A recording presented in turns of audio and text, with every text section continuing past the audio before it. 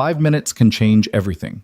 For Elena Vance, it took exactly that long for bullets to shatter a Manhattan fundraiser, for a tattooed hand to find her pulse, and for the city's most feared mafia boss to whisper 3 words that would destroy her carefully invisible life. You're in danger. 12 years she'd hidden. 12 years since the massacre that erased her family and buried her name. Now, with Luca Moretti's arms around her and security cameras capturing every second, her past is about to collide with his empire in ways neither of them can control. Stay with me until the end, hit that like button, and comment your city below so I can see how far this story travels. The crystal chandeliers of the Plaza Astor Ballroom threw diamonds of light across 500 of Manhattan's elite, and Elena Vance moved through them like smoke, present but unnoticed, essential but invisible. She'd perfected this particular disappearing act over 12 years, turning herself into background noise at events where a single glass of champagne cost more than her weekly rent. "Champagne, sir?" She offered the tray with her eyes downcast, her posture angled just slightly away. The tech billionaire didn't even glance at her face as he plucked a flute from the silver surface. Perfect. Elena had learned early that survival meant mastering the art of being overlooked. She kept her dark hair pulled back in a severe bun, wore the standard black and white server uniform that made her interchangeable with 24 other staff members, and cultivated a particular quality of stillness that made people's gazes slide right past her. It was a skill born of necessity, of nights spent hiding in closets while men with guns searched for a little girl who'd seen too much, of years in witness protection, moving from city to city, name to name, always one step ahead of people who wanted her dead for reasons she'd never fully understood. Until tonight, it had worked flawlessly. "The crab cakes are going out in 2 minutes, her supervisor Marcus hissed as she returned to the service station. "And table 7 needs their wine refreshed. The Chateau Margaux, not the Petrus. Don't mix them up again." "I didn't mix them up last time," Elena said mildly. Mrs. Henderson changed her mind after I'd already poured. Marcus's perpetual scowl deepened. "Just don't screw up tonight. There are people here who could have us both fired with a single phone call." Elena nodded, already scanning the room with the practiced eye of someone who'd spent years watching for threats in crowded spaces. The usual suspects: politicians glad-handing donors, socialites air-kissing rivals, business magnates negotiating deals over canapes. Security was tight. She'd counted at least 15 guards plus whatever private protection the high-profile guests had brought with them. Standard for a fundraiser hosted by the Castellano Foundation, which had raised over $200 million for various charitable causes, while its founder, Victor Castellano, simultaneously ran one of the largest money laundering operations on the East Coast. Not that anyone in this room would acknowledge that particular truth. Elena lifted a fresh tray of champagne and wove back into the glittering crowd. The string quartet in the corner transitioned into something classical and romantic. A woman in a dress that probably cost more than Elena's car laughed too loudly at a joke that wasn't funny. The air smelled of expensive perfume, fresh flowers, and the particular variety of desperation that came from people trying too hard to look like they belonged. She was halfway to table 7 when she felt it, that prickling awareness at the back of her neck that had kept her alive through a dozen close calls. Someone was watching her, not in the casual, absent way people glanced at servers. This was different. Focused, intent. Elena's fingers tightened imperceptibly on the tray. She continued her path without breaking stride, but her peripheral vision swept the room in controlled arcs. There, by the tall windows overlooking Central Park, a man in an impeccably tailored black suit, dark hair swept back from a face that managed to be both beautiful and dangerous. He wasn't pretending to look at anything else. His eyes were locked directly on her. Luca Moretti. Even people who'd never seen him in person knew that face. It had been plastered across the front page of the New York Post at least a dozen times in the past year alone. The FBI had investigated him for everything from racketeering to murder. The tabloids called him Manhattan's most eligible criminal. His family had controlled significant portions of the city's underground economy for 3 generations. And he was staring at Elena like she was the only person in a room of 500. Her pulse kicked up, despite every effort to stay calm. This was wrong. Men like Luca Moretti didn't notice women like her, women who'd specifically designed their entire existence around not being noticed. She must have made a mistake. drawn attention somehow. Maybe he was looking at someone behind her. Or, no. His gaze tracked her movement as she set down champagne flutes at table 7. When she straightened, his eyes were still there, dark and unreadable across the distance. Elena turned away, forcing herself to maintain the same even pace as she headed back toward the service station. Her mind raced through possibilities. Had someone from her past recognized her? Had her cover been compromised? The U.S. Marshals who'd managed her protection until she'd aged out of the program at 18 had warned her that people with long memories and longer grudges might still be looking for the little girl who'd disappeared 12 years ago. But why would that connect her to Luca Moretti? Elena. Marcus grabbed her elbow the moment she reached the back corridor. What the hell did you do? Her stomach dropped. What? Luca Moretti just asked the event coordinator who you were. Marcus's face had gone pale beneath his perpetual flush. He specifically pointed you out. Do you have any idea what kind of attention that brings? If you've gotten yourself mixed up in something, I haven't done anything, Elena said, and it was the truth. She'd been so careful. 12 years of being nobody, going nowhere, making no waves. I don't even know him. Well, he seems to know you. Marcus released her arm, but his expression remained suspicious. Just stay out of sight for the rest of the night. Last thing we need is that kind of trouble. Elena nodded mutely and retreated further into the service corridor, her heart hammering.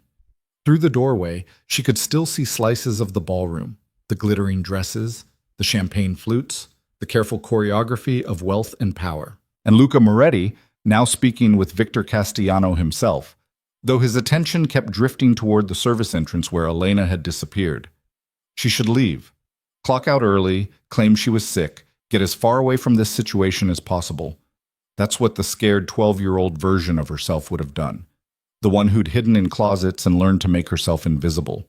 But Elena hadn't survived this long by running every time something felt off. She'd survived by staying alert, gathering information, and only running when the threat was confirmed and imminent. So she stayed in the corridor, partially hidden by the elaborate flower arrangement on a side table, and watched. The party continued its glittering rotation. Speeches were given. Donations were announced to polite applause. Elena tracked Moretti's position in the room haute with the precision of someone who'd spent years monitoring potential threats. He moved through the crowd with easy confidence, shaking hands and exchanging words with people who were either genuinely pleased to see him or excellently skilled at hiding their fear. 20 minutes passed. Then 30.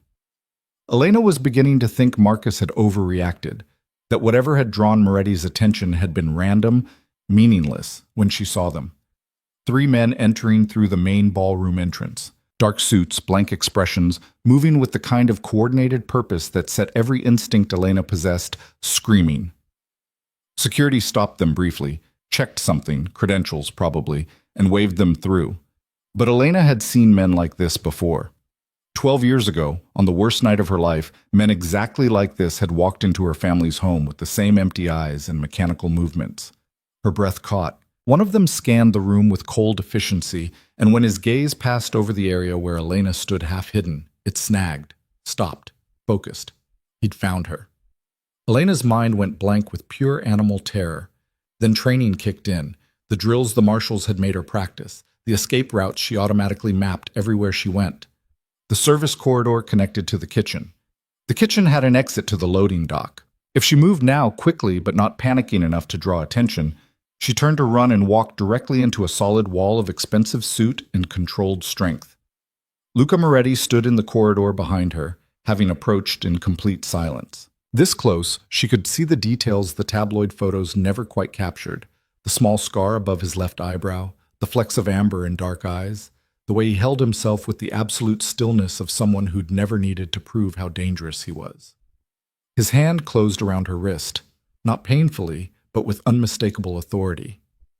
"Don't run," he said quietly. His voice was deeper than she'd expected, with the faintest trace of an accent that expensive education hadn't quite erased. "They're here for you.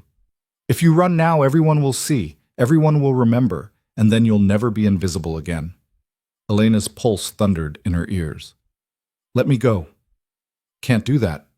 His thumb pressed against her racing pulse point, and something shifted in his expression. "You're in danger. Those men aren't here for the party. Pretend I'm your man." "What?" But Moretti was already moving, turning her so her back pressed against the wall, his body angling to shield her from view of the main ballroom. To anyone glancing their way, it would look like an intimate moment, a couple stealing privacy in a quiet corridor.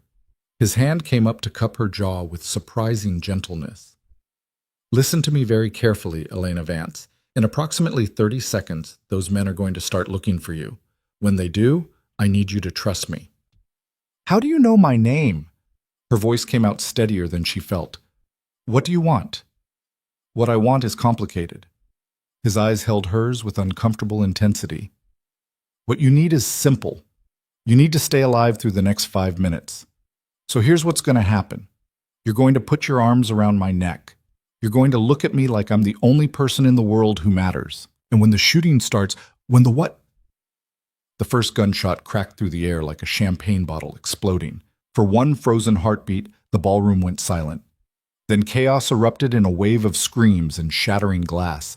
Moretti's arms locked around Elena, pulling her against his chest as more shots rang out. Through the doorway, she caught flashes of the scene. Guests dropping to the floor, security drawing weapons. The 3 men who'd entered minutes ago now firing methodically into the crowd. But they weren't firing randomly. One of them was moving toward the service corridor, toward her. "Trust me," Moretti said against her ear. Then he kissed her. It wasn't gentle. It was claiming, possessive, designed to look like passion to anyone watching. His hand tangled in her hair, pulling the severe bun loose so dark waves fell around her shoulders. His body pressed her against the wall, blocking her completely from view. And every security camera in the Plaza Astor captured the moment. Elena's mind reeled. This wasn't protection. This was performance. He was making a statement, marking territory, ensuring that anyone reviewing the footage would see exactly what he wanted them to see. The gunfire was getting closer. Moretti pulled back just enough to look at her, and his expression had transformed into something calculating and cold. "Hold on to me," he ordered. Then he lifted her, actually lifted her off her feet, and strode toward the chaos instead of away from it. "What are you doing?" Elena gasped, but Moretti ignored her. They emerged into the ballroom, and Elena's breath stopped. The elegant space had been transformed into a war zone. Tables overturned, champagne glasses shattered. People huddled behind whatever cover they could find. The 3 gunmen had spread out, still firing in controlled bursts, and they all turned when Moretti appeared with Elena in his arms. "Stand down," Moretti's voice cut through the chaos with absolute authority. "She's under my protection." The gunmen hesitated. One of them, the one who'd locked onto Elena earlier, kept his weapon raised. "We have orders." "I don't care about your orders." Moretti's tone could have frozen nitrogen. "You want her, you go through me, and we both know how that ends." A tense silence stretched. Elena could feel Moretti's heart beating steady and slow against her side, like this was just another day, just another confrontation, like he stood between armed killers and their targets all the time. Maybe he did. The gunman's finger tightened on the trigger. Elena saw it happening in slow motion, saw the decision crystallize in his empty eyes. Another shot rang out, but not from the 3 intruders. One of Moretti's men, Elena hadn't even seen him enter, fired from the balcony level. The bullet took the hesitating gunman in the shoulder, spinning him around. Then everything happened at once. Security flooded in from multiple entrances. More of Moretti's people materialized from positions throughout the ballroom. The 3 gunmen tried to fight their way out, but they were outmanned and outmaneuvered. Within 90 seconds, it was over. Moretti set Elena on her feet but kept one arm locked around her waist. Police sirens wailed in the distance, growing closer. People were crying, bleeding, frantically calling loved ones. The entire scene would be analyzed and dissected by every news outlet in the city within hours. And at the center of it all stood Luca Moretti with his arms around a nobody server, in full view of hundreds of witnesses and countless cameras. Elena's invisibility had just been murdered as thoroughly as if someone had put a bullet in it. "Why?" she whispered. "Why did you do that?" Moretti's hand tightened on her waist. "Because 12 years ago, I made a promise to keep you alive, and I don't break my promises." Before Elena could process that impossible statement, He was moving again, steering her toward a side exit where a black SUV was already waiting. His security team formed a protective corridor, moving with the kind of precision that came from extensive training. Wait, I can't just leave. My job. Your job serving champagne to criminals and hypocrites. Moretti's tone was almost amused. Consider yourself promoted. To what? He helped her into the SUV with one hand while making rapid hand signals to his team with the other. The vehicle's engine was already running. Through the tinted windows, Elena could see police cars arriving, their lights painting the building in alternating red and blue. Moretti slid in beside her, and the SUV pulled away from the curb with smooth acceleration that suggested either excellent driving or complete disregard for traffic laws. Probably both. To what? Elena repeated, her voice harder now. Shock was giving way to anger, and anger was safer than the fear threatening to swallow her whole. Luca Moretti turned to face her fully, and in the dim interior of the moving vehicle, his expression was unreadable. To my girlfriend, he said calmly. At least, that's what everyone who saw us tonight will believe, including whoever sent those men to kill you. I don't understand any of this. Elena pressed back against the leather seat, trying to maintain distance in the confined space. I don't know you. I don't know why anyone would want to kill me. I'm nobody. You stopped being nobody the moment you walked into that ballroom 12 years ago. Moretti's voice went quiet, almost gentle. The night your father died. The night Victor Castellano's organization was supposed to eliminate every witness to a transaction that never should have been seen. The world tilted sickeningly. Elena's hands had gone numb. What are you?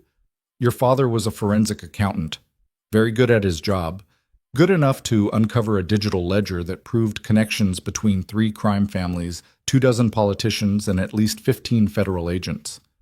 Moretti watched her face with uncomfortable intensity.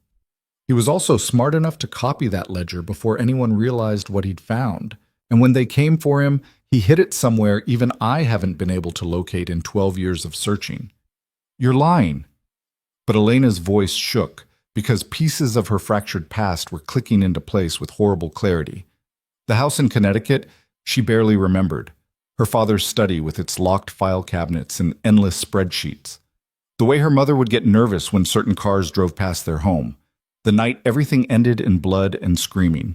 I wish I was, Moretti said, but the evidence is currently being scraped off the Plaza Astor's marble floors. Those men didn't come for a random server. They came for Elena Vasquez, the 12-year-old girl who disappeared the night her entire family was executed. Vasquez. Her real name, not the one the marshals had given her. Hearing it spoken aloud after so many years felt like a physical blow.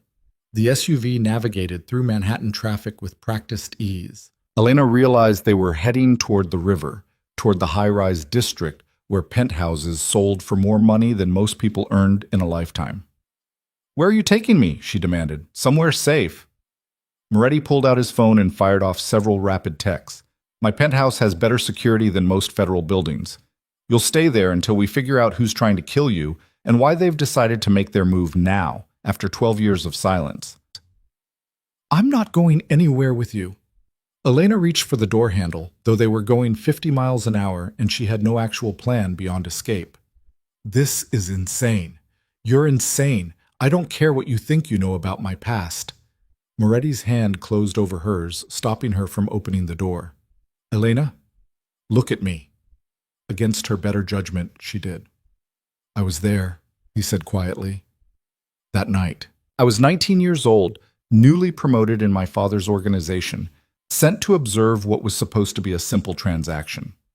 Your father was delivering evidence he'd agreed to bury in exchange for protection, but he brought a child, you, which was never part of the arrangement, and when the shooting started, I pulled you out of that house. The memory slammed into Elena with the force of a physical impact. She'd repressed so much of that night, locked it behind doors her conscious mind refused to open, but now fragments came bleeding through. The crack of gunfire, her mother's scream cut short, her father shoving something into her hands and telling her to run, and strong arms lifting her, carrying her away from the flames, a voice saying over and over, "Don't look back, don't look back." You, she breathed. Moretti nodded. I was supposed to let you die with the rest of them. My father gave explicit orders. But I was 19 and stupid, and had just watched 3 people get executed in their own home. So I called in a favor with someone in the U.S. Marshals Service and had you placed in witness protection instead." "Why?" Elena's voice cracked. "Why would you save me just to stalk me for 12 years? "I didn't stalk you. I kept track of you, made sure you were safe." His expression hardened. "And I searched for whatever your father hid, because that ledger is the only thing that can prove what really happened that night. And who gave the orders?" The SUV pulled into an underground parking garage, descending through multiple levels of security checkpoints. Elena's mind was spinning too fast to track everything, trying to reconcile the man sitting beside her with the monster she'd imagined for 12 years. "The men at the fundraiser," she said slowly. "How did they find me?" "That's what we need to determine." The vehicle stopped in a private parking area. Moretti's security team was already positioned around them. "Someone leaked your location. Someone who knew what name you were using, where you worked, and that tonight would provide an opportunity to take you out in a way that looked random. Just another casualty of violence at a high-profile event." He opened his door and stepped out, then offered Elena his hand. She stared at it for a long moment, understanding that accepting it meant crossing a threshold she couldn't uncross. "What if I refuse?" she asked. "What if I get out of this car and walk away?" "Then you'll be dead within 24 hours. Moretti's tone held no satisfaction, only grim certainty. "The people hunting you have resources, connections, and most importantly, they know you're alive. That cat's out of the bag now. Your only chance of survival is staying close to someone who has the power and motivation to keep you breathing. And that's you?" "That's me." His hand remained steady, extended. "I made a promise 12 years ago. I don't break promises." Elena looked at his offered hand, at the tattoos she could see peeking out from beneath his cuff, dark ink against olive skin, at the security team waiting with professional patience, at the elevator that would carry her up to a gilded cage or a temporary sanctuary, depending on whether Moretti was telling the truth. She thought about the service corridor at the Plaza Astor, about 12 years of invisibility shredded in 5 minutes of chaos, about the fact that someone wanted her dead badly enough to risk a public shooting at one of Manhattan's most secure venues. And she thought about her father's face the last time she'd seen it, pressing something into her hands and telling her to be brave. Elena took Moretti's hand and let him pull her out of the vehicle. "Okay," she said, "but I want answers, all of them. And if I find out you're lying about any of this—" "You'll do what?" Moretti's lips curved in something that wasn't quite a smile. "I'm curious. I'll make you regret ever pulling me out of that house." For a moment, something flickered in his dark eyes. Respect, maybe, or amusement. Then he nodded. "Fair enough." He guided her toward the private elevator, his hand settling at the small of her back with the same possessive certainty he'd displayed at the fundraiser. "Come on, Elena Vasquez. Let's find out who wants you dead and why they waited 12 years to finish the job." The elevator door slid open with a quiet chime. Elena stepped inside, her reflection staring back from the mirrored walls, hair wild around her shoulders, still wearing her server's uniform, eyes too wide in a pale face. She looked nothing like the invisible girl who'd arrived at work that evening. She looked like someone who'd just had their entire world turned inside out. As the elevator began its ascent toward Moretti's penthouse, Elena closed her eyes and tried to steady her breathing. 12 years of running, 12 years of hiding, 12 years of telling herself that if she stayed small enough, quiet enough, invisible enough, she could stay safe. All of it shattered in 5 minutes. The question now was whether Luca Moretti represented salvation or just another form of danger, and whether the truth he promised to reveal would set her free or bury her deeper in the past she'd spent 12 years trying to escape. The elevator climbed higher, carrying Elena toward answers she wasn't sure she wanted and a future she couldn't begin to predict. Behind her, in the Plaza Astor ballroom, crime scene investigators would be photographing evidence, interviewing witnesses, and reviewing security footage that showed a notorious mafia boss publicly claiming a nobody server as his own. By morning, Elena Vasquez would be headline news, and somewhere in the shadows, the people who'd tried to kill her tonight would be planning their next move. The penthouse occupied the entire 42nd floor, and stepping into it felt like entering a different world entirely. Floor-to-ceiling windows overlooked the Hudson River, the lights of New Jersey glittering like scattered jewels across the dark water. The interior was all clean lines and expensive materials, polished concrete, dark wood, leather furniture that looked both comfortable and prohibitively costly. Elena stopped just inside the entrance, suddenly aware of how out of place she looked in her rumpled server's uniform. Moretti moved past her with easy familiarity, shrugging out of his jacket and draping it over the back of a chair. "Kitchen's through there if you're hungry," he said, nodding toward an archway. "Bathroom's down the hall, second door on the right. My housekeeper keeps spare clothes in the guest bedroom, third door on the left. You're about her size." Elena stood frozen, her arms wrapped around herself. Now that the adrenaline was fading, the full weight of the evening was crashing down on her. "I need to call someone. My roommate. She'll be worried when I don't come home." Already handled, Moretti pulled out his phone and showed her the screen. A text conversation with someone named Sarah. "Got called in for emergency family thing. We'll explain later. Don't wait up." Elena's stomach turned. "You went through my phone?" "My security team did a basic sweep while we were in transit. Standard protocol." He pocketed the device without apparent guilt. "Your roommate thinks you're dealing with a crisis. She won't expect to hear from you tonight." "You can't just—" Elena's voice rose, then cracked. "You can't just take over my life like this. I have a job, responsibilities, people who will forget you existed within a week," Moretti interrupted, his tone not unkind but brutally honest. "You were invisible, remember? That was the whole point. The only reason anyone will remember you now is because of what happened tonight." He was right, and that truth hurt worse than Elena wanted to admit. How many coworkers could pick her out of a lineup? How many people at the Plaza Astor had actually looked at her face before the shooting started? Only one. And he was currently pouring himself a drink from a crystal decanter, watching her with those dark, unreadable eyes. "Sit," Moretti said, gesturing to the leather sofa. "We need to talk, and you look like you're about to fall over." Elena's legs were shaking, she realized. She made her way to the sofa and sank onto it, the leather cool against her skin. Through the windows, she could see the city spreading out in all directions, millions of lives being lived in blissful ignorance of the violence that had erupted tonight. Moretti settled into the chair across from her, close enough for conversation, but maintaining a careful distance. He'd rolled up his sleeves, revealing more of the tattoos she'd glimpsed earlier. A serpent wound around his left forearm, detailed and beautiful in a way that suggested expensive artistry. "Start from the beginning," Elena said, forcing steel into her voice. "You said you were there the night my family died. Tell me exactly what happened." Moretti took a slow sip of his drink, and for a moment she thought he might refuse. Then he set the glass down and leaned forward, elbows on his knees. "Your father was a forensic accountant," he began, brilliant with numbers, terrible at understanding the kind of people he was dealing with. He'd been hired by a shell company to audit some investment accounts. What he didn't know was that those accounts were how Victor Castellano's organization moved money between legitimate and illegitimate operations. "The Castellano Foundation," Elena said quietly. "The same one hosting tonight's fundraiser." "Exactly. Victor's always been good at hiding in plain sight." Moretti's expression darkened. "Your father found discrepancies, payments that didn't match up, transfers that made no sense from a legal standpoint, so he did what any good accountant would do. He dug deeper, and he found the ledger." Elena's hands twisted in her lap. What was in it? Everything. Every transaction, every bribe, every payoff between Castellano's people and officials who were supposed to be clean.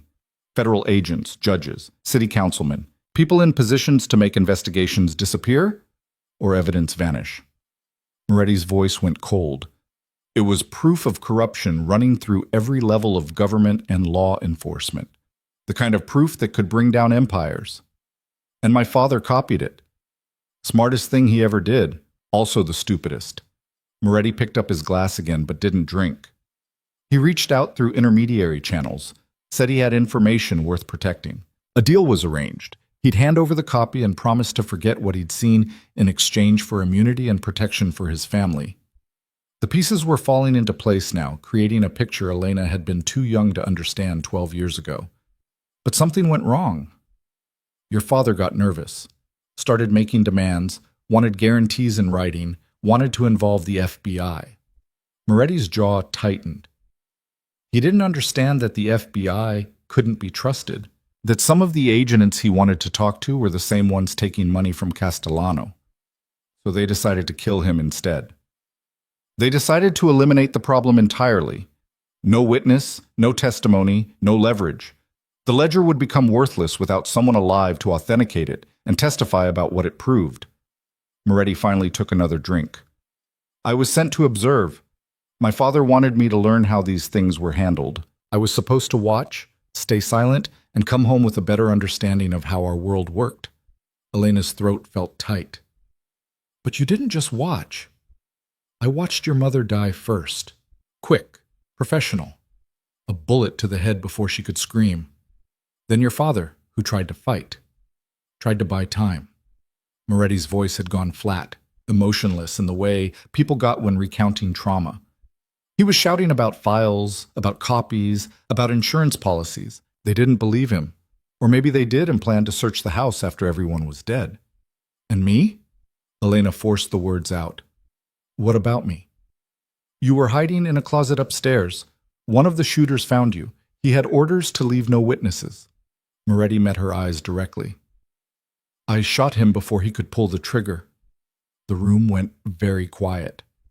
Elena could hear her own heartbeat, the distant sound of traffic far below, the hum of expensive climate control. You killed someone to save me, she said slowly. Someone from your own organization. I killed someone who was about to murder a 12-year-old child. Moretti's tone brooked no argument. There's a difference. My father didn't see it that way, but he wasn't there. He didn't see your face or hear you crying in that closet. He didn't have to make the choice in real time. Elena absorbed this, trying to reconcile the man sitting across from her with the boy who'd made a split-second decision to value her life over loyalty. What happened after? I carried you out of the house while it burned. The shooters had set fires to destroy evidence. I told them you'd already been dealt with, that I'd confirm the body count later. Moretti's fingers tightened around his glass. Then I called a friend, someone who owed my family a favor and happened to work for the U.S. Marshal's Service. Had you placed in protective custody before anyone could ask questions. And my father's ledger? Vanished. We searched that house from foundation to rafters. Found nothing. Frustration bled into his voice. Your father hid it somewhere, but if he told anyone where, they died before they could talk. The marshals assumed it had been destroyed in the fire or never existed in the first place. Elena's mind raced, trying to remember that night through the lens of her adult understanding, her father's study. The way he'd pressed something into her hands, his face desperate and loving and terrified all at once. But the memory dissolved before she could grasp it fully, leaving only fragments and the taste of smoke. So for 12 years, you've been looking for this ledger, she said, and keeping tabs on me. I needed to make sure you stayed alive and invisible. As long as no one knew where you were, they had no reason to come after you. Moretti set his glass down with a soft click. But something changed. Someone figured out where you've been hiding, what name you're using, where you work. And that means someone has been watching you long enough to be certain you're Elena Vasquez and not just some random server who happens to look similar. The implication sent ice through Elena's veins. How long would that take? Weeks, maybe months. His expression went grim. Long enough to be sure. Long enough to plan tonight's attack. Which raises the question, how did they find you in the first place? The marshals have protocols. Your file would be sealed, restricted access, multiple layers of security. Moretti leaned back in his chair. For someone to identify you, they'd need either excellent facial recognition software running against databases they shouldn't have access to, or inside information from someone who knew where you were placed. A leak, Elena said, her voice hollow. In the Marshal's Service. That's my working theory. Someone with access to witness protection files, probably someone who's been on Castellano's payroll for years, waiting for the right opportunity. Moretti pulled out his phone and began scrolling through something. The question is whether they acted independently or were told to start looking. What's the difference? If they acted independently, it means someone just got greedy or paranoid and decided to tie up loose ends after 12 years. If they were told to start looking, it means something's changed in the last few months. Something that made your existence relevant again. Elena rubbed her temples, feeling a headache building behind her eyes. Like what? Like someone preparing to make a move against Castellano, or federal investigations getting too close to people who can't afford the scrutiny, or— Moretti paused, his expression shifting into something calculating. Someone finding evidence that the ledger might still exist after all. But you said you searched. You said it was gone. I said we searched your house. That doesn't mean your father didn't hide it somewhere else. Moretti stood and began pacing, the movement controlled but restless. He was smart enough to copy it in the first place, smart enough to realize he needed insurance, maybe smart enough to create a dead man's switch. A what? A failsafe. Information set to be released automatically if something happened to him. Moretti turned to face her. Did your father ever talk to you about important documents? Safety deposit boxes? Places that were special to your family? Elena tried to think back through 12 years and the deliberate amnesia she'd wrapped around that period of her life. I was 12. He didn't exactly discuss his security protocols with me, but he might have hidden something in plain sight, something a child would remember, but adults would overlook. Moretti's intensity was almost physical. A favorite place, a special object, something he gave you or told you to keep safe. He told me to run, Elena interrupted, her voice sharp. That's all I remember. Running and someone's arms grabbing me, and then nothing until I woke up in a strange room with federal agents asking me questions I couldn't answer. Moretti stopped pacing. You don't remember me carrying you out? I remember someone carrying me. I didn't know it was you until tonight. Elena stood as well, suddenly needing to move, to do something other than sit and absorb revelations. For 12 years I've had nightmares about that night. For 12 years I've been terrified of shadows and sudden noises and men in dark suits. And now you're telling me it was all connected to some ledger my father hid, and people are still trying to kill me because of it? Yes. Moretti's bluntness was almost refreshing. That's exactly what I'm telling you. Then find it yourself. The words burst out of Elena with more force than she'd intended. You're the one who wants it so badly. You're the one with resources and connections. I just want to be left alone. You can't be left alone anymore. That option died the moment those gunmen walked into the Plaza Astor. Moretti crossed the distance between them in 2 strides, not touching her but close enough that she had to tilt her head back to meet his eyes. Like it or not, you're part of this now. The only question is whether you're going to be a victim or a player. I never wanted to be either, Elena said, but even to her own ears it sounded weak. No one ever does. But life doesn't care what we want. His voice gentled slightly. I know you're scared. I know this is overwhelming, but you're stronger than you think, Elena. You survived 12 years in hiding. You built a new life from nothing. You've got more steel in you than most people I know. Steel, Elena repeated bitterly. I was invisible. Invisibility is a survival skill, so is knowing when to stop hiding and start fighting. Moretti stepped back, giving her space. I'm not going to force you to do anything, but I'm going to keep you alive, whether you cooperate or not. That's non-negotiable. Elena wanted to argue, to push back against his certainty and his plans and his casual assumption of control over her life. But she was exhausted, emotionally wrung out, and standing in a stranger's penthouse wearing a server's uniform while the city glittered 42 floors below. I need to shower, she said finally, and sleep, and figure out what the hell I'm supposed to do with the rest of my life. Guest room's ready, door locks from the inside if it makes you feel safer. Moretti moved toward his desk, already pulling out a laptop. We'll talk more in the morning, figure out next steps. Elena headed toward the hallway, then paused at the threshold. Why did you really save me that night? The truth. Moretti looked up from his screen, and for a moment something raw showed in his expression before he locked it away.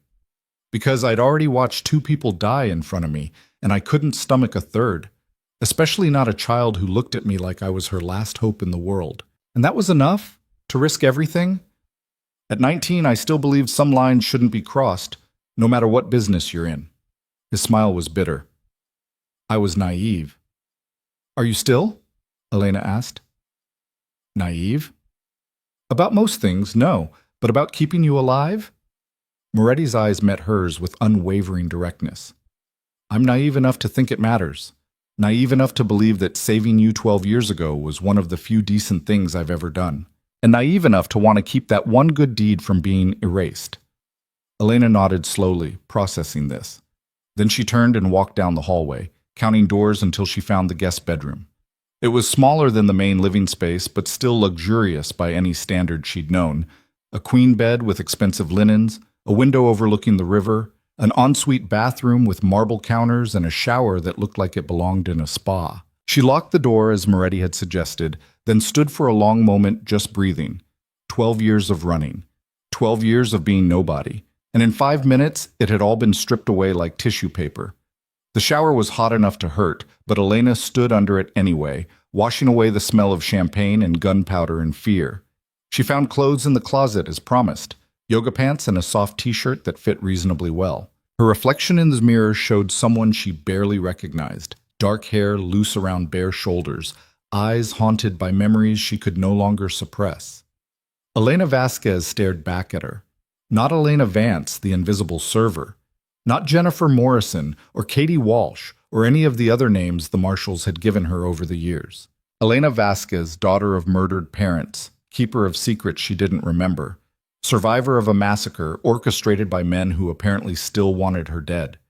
She climbed into the bed and pulled the covers up, half expecting that sleep would be impossible, but exhaustion dragged her down within minutes, pulling her into dreams of fire and running footsteps and strong arms carrying her away from everything she'd known. When Elena woke, early morning light was streaming through the windows and the smell of coffee was drifting down the hallway. She found her way to the kitchen on instinct, following the scent like a lifeline. Moretti stood at the counter, dressed in dark jeans and a black t-shirt, looking significantly less polished than he had in his suit the night before. Somehow, this version was more dangerous, all lean muscle and casual confidence, the tattoos on his arms fully visible now. He glanced up when she entered. Coffee's fresh. Eggs if you want them. Just coffee, Elena said, helping herself to a mug. The normalcy of the moment felt surreal given everything that had happened. Sleep? Better than expected. She leaned against the counter, cradling the warm mug. What happens now? Moretti's phone buzzed before he could answer. He checked it, and his expression went cold. Turn on the TV channel 7. Elena found the remote and clicked on the flat screen mounted to the wall. The morning news filled the screen, showing footage from the Plaza Astor. Yellow crime scene tape, reporters speaking in serious tones, and then her own face captured from security camera footage. Moretti's arms around her, his hand in her hair, their bodies pressed together in what looked unmistakably like a passionate embrace. The ticker at the bottom of the screen read, Mafia Boss's mystery woman identified as server, Elena Vance. They have my name, Elena breathed. They have the name you've been using, Moretti corrected, which means whoever leaked your location to the gunmen also leaked it to the press. They want you visible. They want everyone looking for you. Why? Because visible targets are easier to hit, or... He paused, studying the screen with narrowed eyes. Because they want me to know they found you. They want me to understand they can reach you whenever they want. This is about you, Elena realized. The attack, the publicity. It's not just about killing me. It's about sending you a message. Welcome to my world. Everything's a message, a power play, a negotiation conducted through violence and intimidation. Moretti switched off the TV with a sharp gesture. The good news is that now everyone thinks you're under my protection. It makes you significantly harder to kill. The bad news is you're caught in the middle of something bigger than either of us. Elena set down her coffee mug before she could drop it. What aren't you telling me? Moretti was quiet for a long moment, making some internal calculation. Then he sighed. There's been tension building for months between the old guard, people like Castellano who've run things their way for decades, and newer players who think the traditional methods are outdated.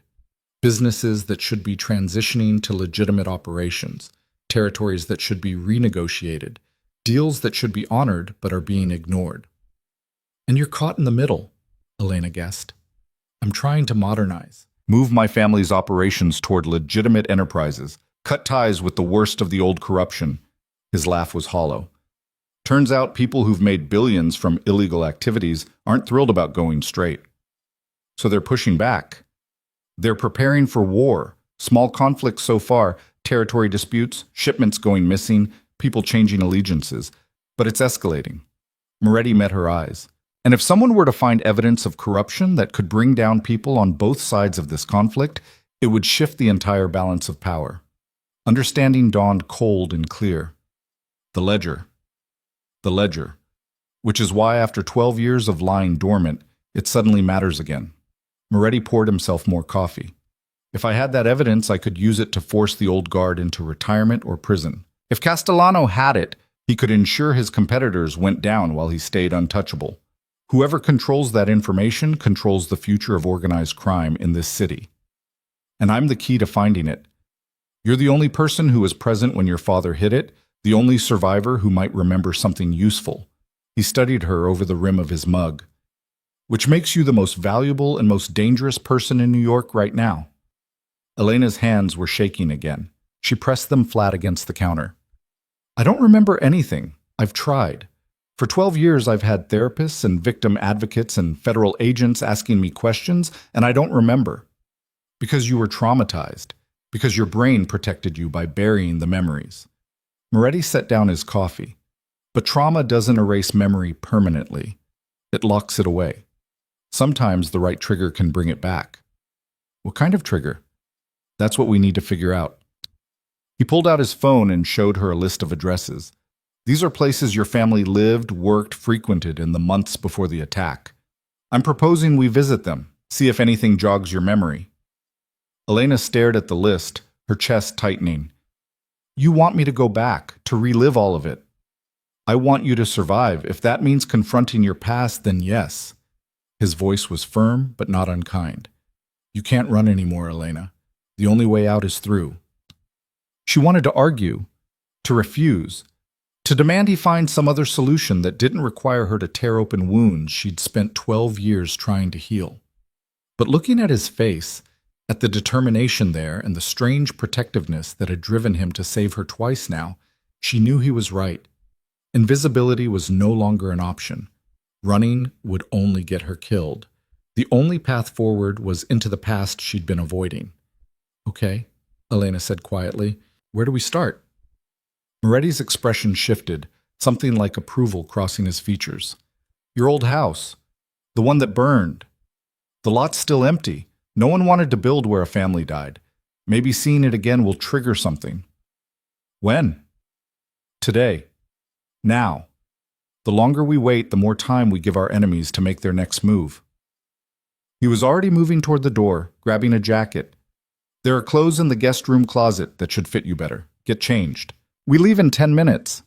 Elena nodded and headed back to the bedroom, her heart pounding. She pulled on jeans and a sweater from the closet, both clearly expensive and fitting her better than they had any right to. In the mirror, she looked like someone else entirely, not the invisible server or the terrified child, but someone caught between identities, between past and future. She met Moretti at the elevator, and they descended in silence broken only by the soft mechanical hum of cables.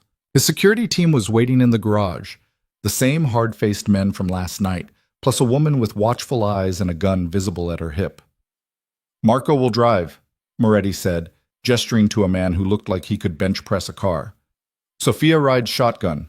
We'll take 2 additional vehicles for security. Is all this really necessary? Elena asked. After last night? Yes.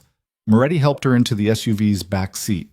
Until we know who's behind the attacks and what their next move is, we treat every outing as a potential ambush.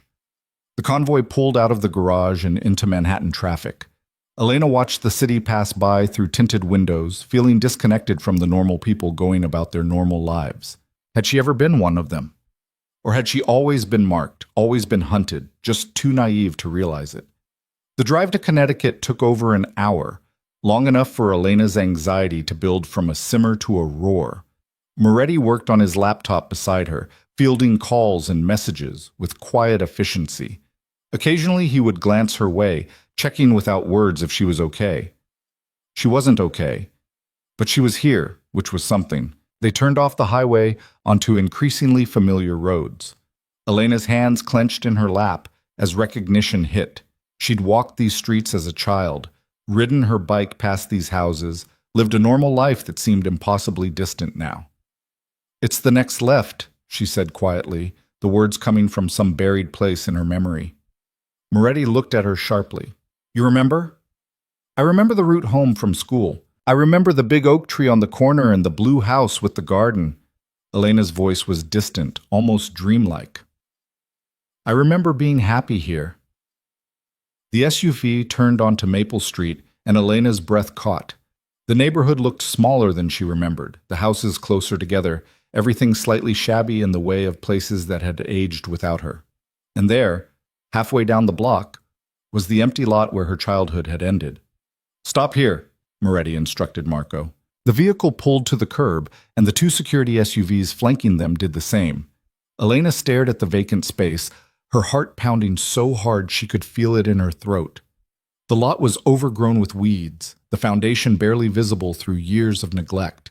But she could see the outline of where the house had stood, could almost see the ghost of it superimposed over the emptiness. "I can't," she whispered. Moretti's hand found hers, warm and solid. "Yes, you can. You're stronger than you know." Elena looked at their joined hands, at the contrast of his tattooed skin against her pale fingers.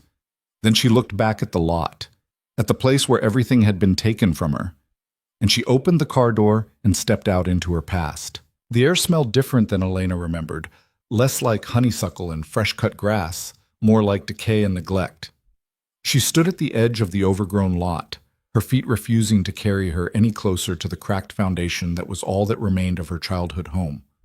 Moretti stepped up beside her, close enough that his presence was tangible but not crowding. His security team fanned out around the perimeter, their vigilance obvious even as they tried to appear casual. "Take your time," he said quietly. Elena forced herself to move forward, her shoes crushing weeds that had grown waist-high in 12 years of abandonment. Each step felt like walking through water, resistance building with every inch of ground she covered. When she reached what would have been the front porch, she stopped. The door was blue, she heard herself say. "My mother painted it the summer before everything happened. She said every home should have a cheerful entrance. What else do you remember?" Elena closed her eyes, and the memories came flooding back with unexpected clarity. There was a swing on the porch. My father would sit there in the evenings, reading the newspaper. I'd bring him lemonade, and he'd let me sit beside him while he explained the stock market or showed me how to read financial reports. He was teaching you his work. I thought it was boring at the time, numbers and charts and corporations I didn't care about. Elena's voice cracked. "I'd give anything to have one more boring evening on that porch." She opened her eyes and looked at the empty space where the house had stood. The foundation formed a rough rectangle, cracked concrete marking the outline of rooms she could still see in her mind's eye. The living room where her mother had kept fresh flowers every week. The kitchen where they'd eaten dinner as a family every night at 6:30. The hallway leading to her bedroom, decorated with posters of pop stars and glow-in-the-dark stars on the ceiling. "Where was your father's study?" Moretti asked, his tone carefully neutral. Elena pointed to the far left corner of the foundation. "Back there. He kept it locked when he wasn't working, said it was boring adult stuff and I'd just fall asleep if I tried to read his files. But you went in sometimes anyway." It wasn't a question. Elena found herself smiling despite the heaviness in her chest. "Once. I was looking for birthday present money. I'd seen him hide cash in his desk drawer. Instead, I found a chocolate bar he'd been saving and ate it before he could stop me. He pretended to be mad, but I could tell he wasn't really." "What else was in the study?" "Filing cabinets, lots of them. His computer, this huge desktop that took forever to start up.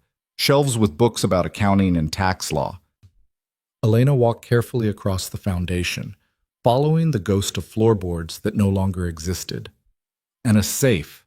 Behind a painting of a sailboat. I only knew about it because I saw him opening it once." Moretti's attention sharpened. "A safe. Did he keep the ledger there?" "I don't know. I never saw inside it." Elena knelt where the study would have been, her fingers brushing the cracked concrete. Ash and debris had been cleared away years ago, but she could still feel the weight of what had been lost here. "The night everything happened, he called me into the study. I remember being annoyed because I was watching a movie." What did he say? Elena's breath hitched as the memory surfaced, sharp and painful. He was scared. I could see it in his eyes even though he was trying to smile. He said, she paused, forcing herself to recall the exact words. He said, "Baby girl, I need you to remember something important. If anything ever happens to me, the music box is the key, the one your grandmother gave you. Don't let anyone take it away." A music box. Moretti crouched beside her. Do you still have it? I don't know. I don't remember what happened to any of my things after that night. The marshals packed up whatever they could salvage and put it in storage somewhere. Elena pressed her palms against the concrete, as if she could somehow reach through time to that moment. I didn't understand what he meant. I thought he was just being sentimental about family heirlooms. But he was telling you where he hid the ledger. Maybe. Or maybe he was just a scared man trying to tell his daughter he loved her in case he didn't get another chance. Elena stood abruptly, unable to bear the weight of kneeling where her father had died. I was 12, Luca. I didn't ask the right questions. I didn't know I should be memorizing everything he said. You were a child. You weren't supposed to know. His voice held no judgment, only a quiet understanding that somehow made it worse. But now you're remembering. That's what matters. Elena walked the perimeter of the foundation, her mind churning through fragments of that last night. Her father's study, the fear in his eyes. The music box he'd mentioned, which had been a gift from her grandmother who died when Elena was 8. It had played Clair de Lune and had a tiny ballerina that spun when you opened the lid. I haven't thought about that music box in years, she said. It seemed like such a random thing for him to mention when everything was falling apart around us. That's exactly why he mentioned it, because it would seem random. Because no one looking for hidden evidence would pay attention to a child's toy. Moretti's phone buzzed, and he checked it briefly. If your father was smart enough to copy the ledger, he was smart enough to hide it somewhere the people hunting him wouldn't think to look. But where would the music box be now? Everything I owned was either destroyed in the fire or taken by the marshals. The marshals would have cataloged your belongings. There'll be a record. Moretti made a call, speaking in rapid Italian to someone on the other end. When he hung up, his expression was determined. I have people who can access those records. Find out what happened to items from your childhood. It'll take a few hours. Elena turned in a slow circle, taking in the overgrown lot and the neighborhood beyond. A woman was walking a dog down the sidewalk, glancing curiously at the security team and expensive vehicles. 2 houses down, someone was mowing their lawn, life continuing as if this spot wasn't soaked in blood and tragedy. Do you remember anything else from that night? Moretti asked. Anything your father said or did? Anywhere he might have gone in the days before? Elena forced herself to think past the panic and terror that dominated her memories. He'd been working late a lot, coming home after I was already in bed. But a few days before it happened, he took me somewhere. A church, I think. Or maybe a chapel. Which church? I don't remember the name. It was old, made of stone right next to a river. Elena rubbed her temples, trying to pull more details from the fog of time. There was a statue outside, a saint or an angel, I couldn't tell which. My father went inside for a while and told me to wait in the car. When he came back, he seemed relieved, less stressed than he'd been. Moretti's eyes narrowed. He might have hidden something there. A backup copy, insurance in case the primary hiding spot was compromised. Or he might have just been praying for protection he never got. Elena's voice was bitter. Not everything has to be a conspiracy, Luca.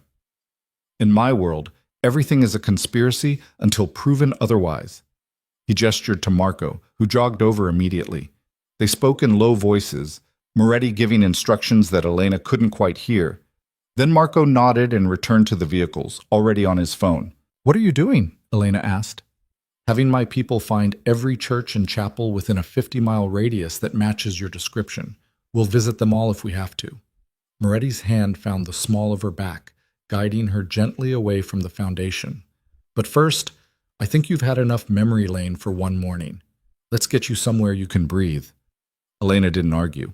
The lot was pressing in on her, heavy with ghosts and grief. She let Moretti lead her back to the SUV, let herself be settled into the leather seat, let the door close between her and the place where her family had died. As they pulled away from Maple Street, Elena looked back one last time. The empty lot grew smaller in the rear window, weeds swaying in the breeze, the cracked foundation already disappearing from view. She'd thought coming here would provide closure, some sense of understanding. Instead, she just felt raw and exposed, like a wound that had been healing wrong for 12 years and now had to be reopened to set properly. "There's a diner about 10 minutes from here," Moretti said, his voice breaking through her spiraling thoughts. "Good coffee, better pancakes. You should eat something." "I'm not hungry." "You haven't eaten since last night's fundraiser, which was interrupted by gunfire. You need to eat." His tone left no room for argument. The diner was exactly what Elena needed without knowing she needed it. A slice of Americano with red vinyl booths, a jukebox in the corner, and waitresses who looked like they'd been working there since the 70s. Moretti's security team took positions around the perimeter while he guided Elena to a booth in the back corner with sightlines to both exits. A waitress with frosted hair and kind eyes appeared with menus. "What can I get you folks?" "Coffee, black," Moretti said, "and whatever she wants." Elena scanned the menu without really seeing it. "Pancakes and orange juice." When the waitress left, Moretti leaned back in the booth and studied Elena with an intensity that should have been uncomfortable but somehow wasn't. "Talk to me. What are you thinking? That this is insane, that I spent 12 years trying to forget, and now I'm supposed to remember everything perfectly enough to find evidence that might not even exist anymore." Elena wrapped her hands around the water glass the waitress had left, needing something to hold on to. "What if we never find the ledger? What if it burned in the fire, or my father destroyed it, or it's buried somewhere we'll never think to look? Then we figure out another way to keep you alive." Moretti's certainty was unshakable. "The ledger would make things easier, but it's not the only option. I have resources, connections, people who owe me favors. We'll find a solution." "Why do you even care?" The question came out sharper than Elena intended. "I'm nobody to you, some kid you saved once because you had a momentary crisis of conscience. You could dump me somewhere with money and a new identity and never think about me again. Is that what you think I should do? I think it would be a lot simpler than dragging me around to crime scenes and abandoned houses." Elena met his eyes across the table. "I think you've already done more than anyone could expect. You don't owe me anything else." The waitress returned with their drinks before Moretti could respond. Elena doctored her coffee with cream and sugar, needing something to do with her hands. When they were alone again, Moretti leaned forward. 12 years ago, I made a choice," he said quietly. "I decided your life was worth more than my family's approval or my position in the organization. I took a risk that could have gotten me killed. And for 12 years, I've lived with the knowledge that I'm the reason you're still breathing. I never asked you to carry that responsibility. You didn't have to. I chose it." His fingers drummed once against the table, the only sign of tension in his otherwise controlled demeanor. "Do you know what my father said when he found out what I'd done? He said I was weak, sentimental, that I'd let emotion compromise the family's interests. He wanted me to fix my mistake, find you and finish what the others had started." Elena's blood went cold. "But you didn't. I told him you'd died in the fire, showed him fake documentation, a death certificate I had forged, convinced him the problem was solved." Moretti's smile was grim. "He believed me because he wanted to, because admitting I'd defied him was worse than accepting a convenient lie. So you've been lying to your own family for 12 years, protecting me from them." "Protecting you from everyone. The people who killed your parents, the federal agents who were compromised, my own organization." His eyes held hers. "You're not nobody to me, Elena. You're proof that I'm capable of doing the right thing even when it costs me everything. You're the one choice I made that I've never regretted." The waitress arrived with Elena's pancakes before she could formulate a response. She stared at the stack drowning in syrup, her appetite completely gone. Moretti watched her not eat with patient amusement. 3 bites minimum," he said. "Or I'm telling Marco you're not taking care of yourself and he'll start preparing nutritional smoothies." Despite everything, Elena found herself smiling. "That's a threat?" "You haven't tasted Marco's smoothies. He puts kale in everything." Moretti sipped his coffee. 3 bites. I'll wait." Elena ate mechanically, tasting nothing, but managing to get food down. Moretti seemed satisfied and turned his attention to his own phone, reading messages and responding with quick efficiency. The normalcy of sitting in a diner, eating breakfast, watching someone check their email, it felt surreal given the circumstances. So what happens now? Elena asked finally.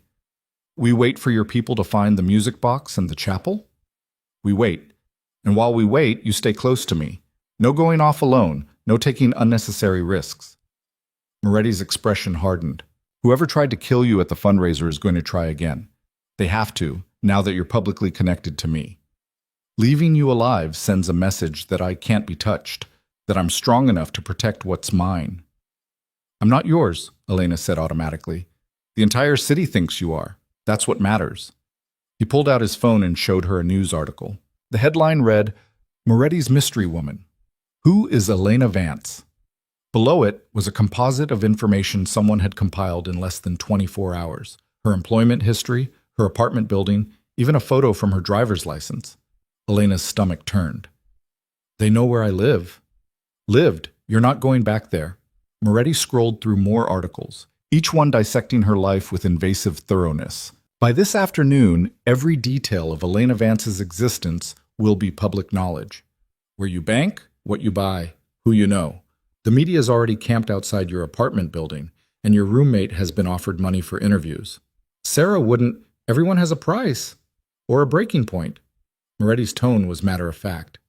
I'm not saying she'll sell you out, but the pressure she's under right now is immense. Reporters, investigators, probably people claiming to be your long-lost relatives looking for a payout. Your old life is being picked apart in real time. Elena set down her fork. Appetite completely vanished. So what am I supposed to do? Just accept that everything I built for myself is gone? You accept that Elena Vance was always temporary. She was a holding pattern, a way to stay invisible until the past caught up with you. Moretti's voice gentled. Now it has. Now you have a choice about who you become next. And who's that? That's up to you. But whoever she is, she can't be invisible anymore. He finished his coffee and signaled for the check. You're going to have to decide what kind of power you want. The kind that comes from hiding, or the kind that comes from standing in the light and daring anyone to touch you. The waitress brought the check, and Moretti paid in cash, leaving a tip that made her eyes widen. As they stood to leave, Elena caught sight of her reflection in the diner's window. She looked tired, scared, younger than her 24 years. Not at all like someone capable of the kind of power Moretti was describing. They walked back to the SUV in silence. Marco held the door for Elena, his expression professionally blank, but she caught the way his eyes scanned the parking lot, the street, the roof lines of nearby buildings. Looking for threats. Always looking. Where to now? She asked as they pulled back onto the main road. Back to the city. I have a meeting this afternoon that can't be postponed. Moretti was already scrolling through messages again. You'll stay at the penthouse with Sophia. She's former military, excellent at her job, and under strict instructions to keep you alive and comfortable. A babysitter. A bodyguard. There's a difference. His phone rang and he answered it, speaking rapid Italian again.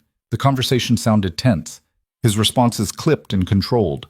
Elena turned her attention to the window, watching Connecticut roll past. They'd be back in Manhattan within the hour, back to Moretti's world of security teams and penthouse apartments, and casual violence masquerading as business negotiations.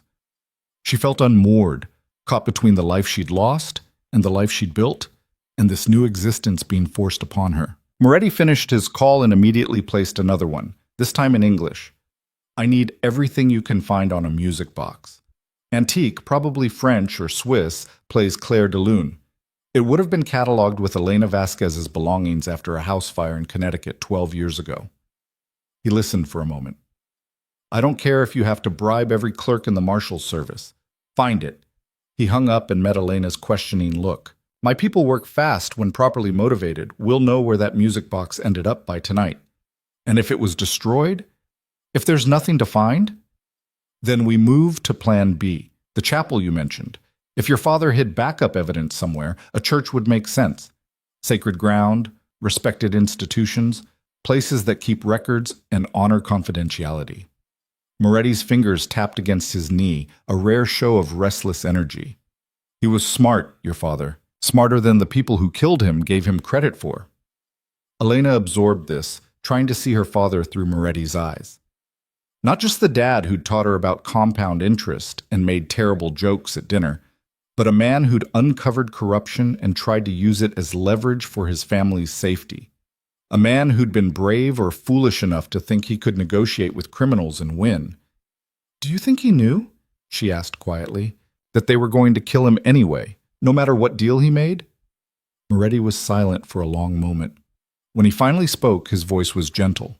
"I think he knew the risk, and I think he gambled everything on being smart enough to outmaneuver them. He almost succeeded.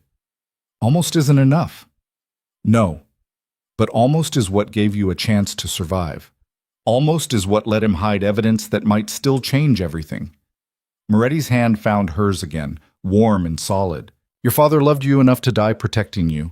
The least we can do is honor that by finishing what he started." Elena squeezed his fingers, drawing strength from the contact. Outside, the landscape was shifting from suburban sprawl to urban density as they approached Manhattan. The skyline rose in the distance, familiar and foreign all at once. Her phone, the one Marco had returned to her that morning, buzzed with incoming messages. Dozens of them, from numbers she didn't recognize. Texts from supposed friends she'd never heard of, reporters requesting interviews, people claiming to have information about her past. She turned the phone off and shoved it in her pocket. "They'll keep trying," Moretti warned. "Everyone wants a piece of the story. Everyone thinks they can get close to you and through you, to me. I won't talk to anyone." "Good. Because the second you do, you give them ammunition. Every word you say will be analyzed, twisted, used against both of us." He shifted in his seat to face her more directly. "I know this is overwhelming. I know you didn't ask for any of this. But you need to understand that perception is reality in my world. If people perceive you as weak or vulnerable, you become a target. If they perceive you as mine, as protected, as dangerous to threaten, you become untouchable. So I'm supposed to, what? Pretend to be your girlfriend for real? You're supposed to let people believe whatever keeps you safest.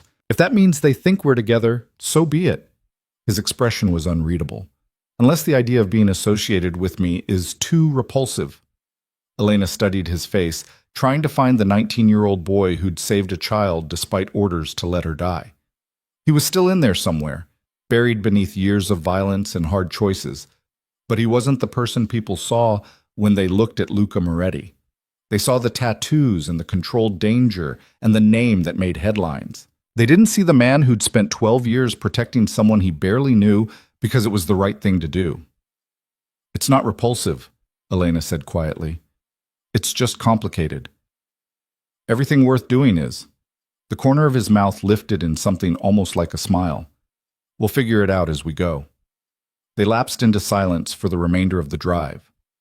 Elena watched the city grow closer, watched the traffic thicken and the buildings press in on all sides. By the time they reached Moretti's building and descended into the secure parking garage, her nerves were stretched tight. Sophia was waiting by the elevator, her professional demeanor radiating competence. "Everything's secure upstairs. I've done a full sweep and updated the perimeter protocols." "Good." Moretti turned to Elena. "I'll be back by evening. Sophia has instructions to shoot first and ask questions later if anyone tries to breach security." "Comforting," Elena said dryly. "It should be. Sophia's never missed." He squeezed her shoulder briefly, the gesture almost affectionate. "Stay safe. Don't open the door for anyone. I'll call if there are any updates on the music box or the chapel." Then he was gone, striding toward a different vehicle where more of his security team waited. Elena watched him go, feeling strangely bereft, which was ridiculous. She'd known the man for less than 24 hours. The fact that she already felt safer in his presence than she had in years was probably some kind of trauma response. "Ready to head up?" Sophia asked, her tone professional but not unkind. Elena nodded and followed her into the elevator. As they ascended toward the penthouse, she caught Sophia watching her in the elevator's mirrored walls. "You can ask," Elena said. "Whatever you're wondering. I was just thinking you're holding up better than most people would in your situation." Sophia's expression remained neutral.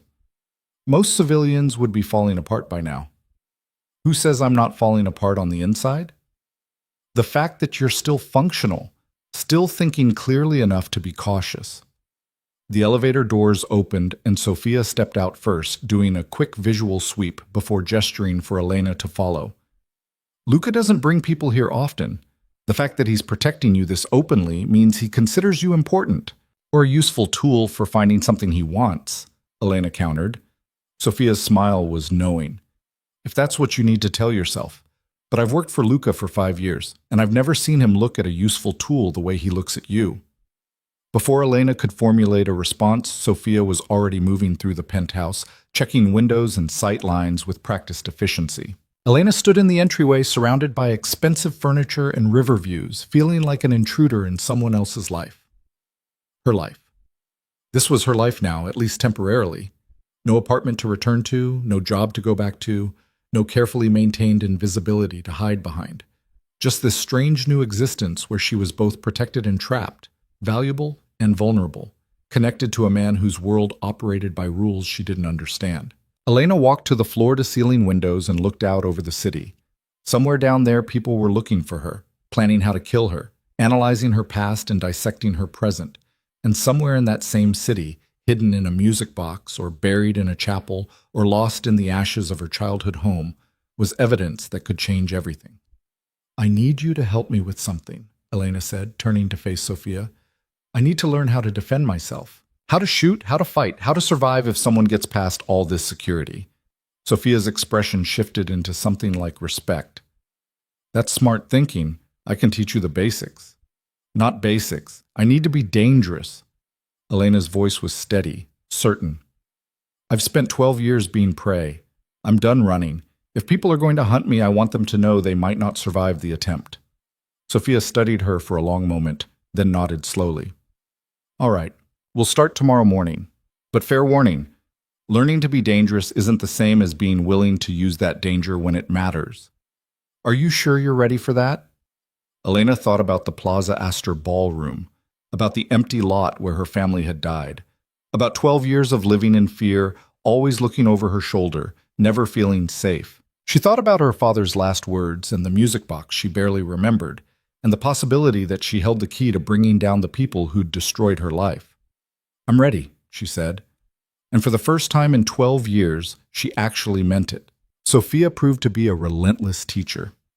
The next morning, she had Elena up before dawn, dressed in workout clothes, standing in what turned out to be a private gym hidden behind a door Elena had assumed led to storage.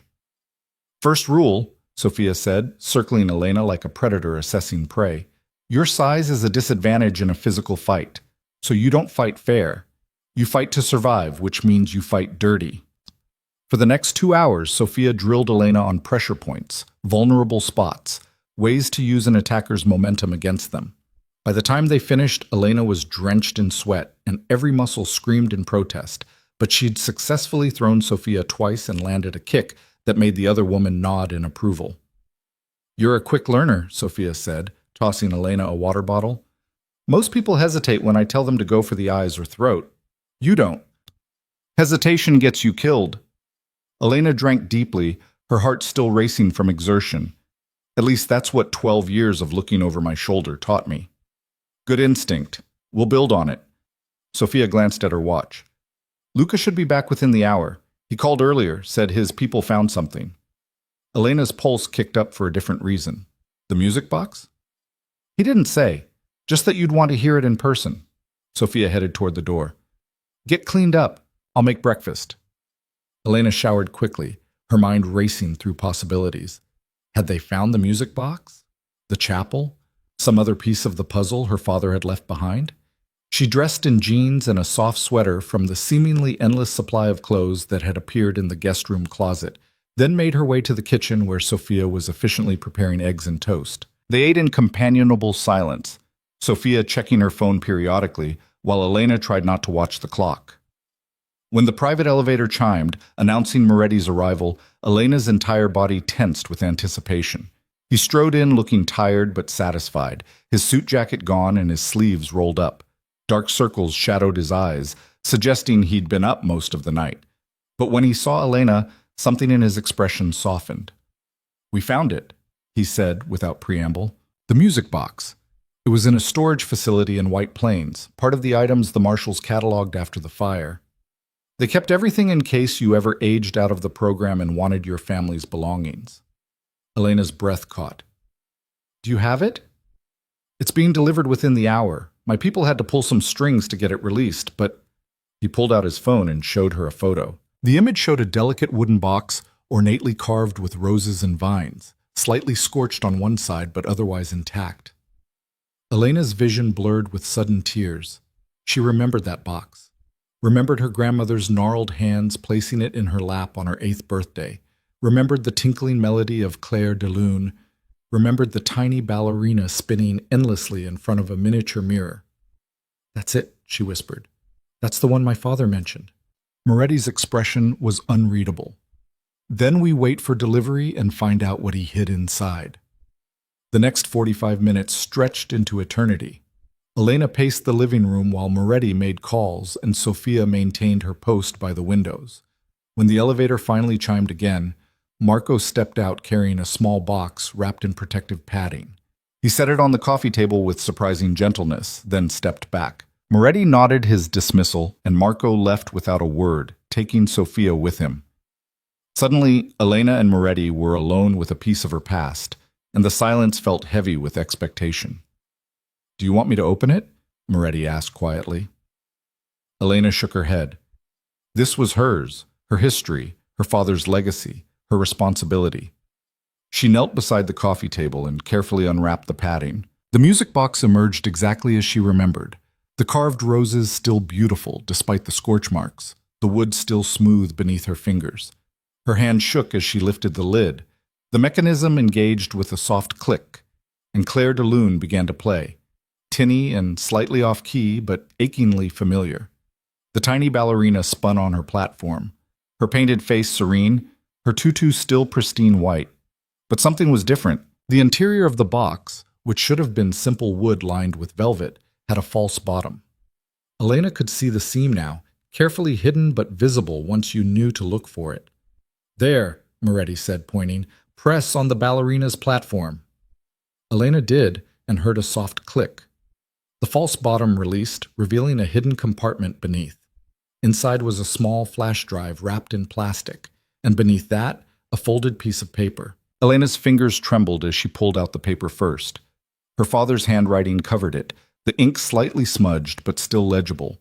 She had to blink away tears to read the words. My dearest Elena, if you're reading this, then I didn't find a way out. I'm sorry, baby girl. I'm so sorry for the danger I brought to our door, for the choices I made that put you and your mother at risk.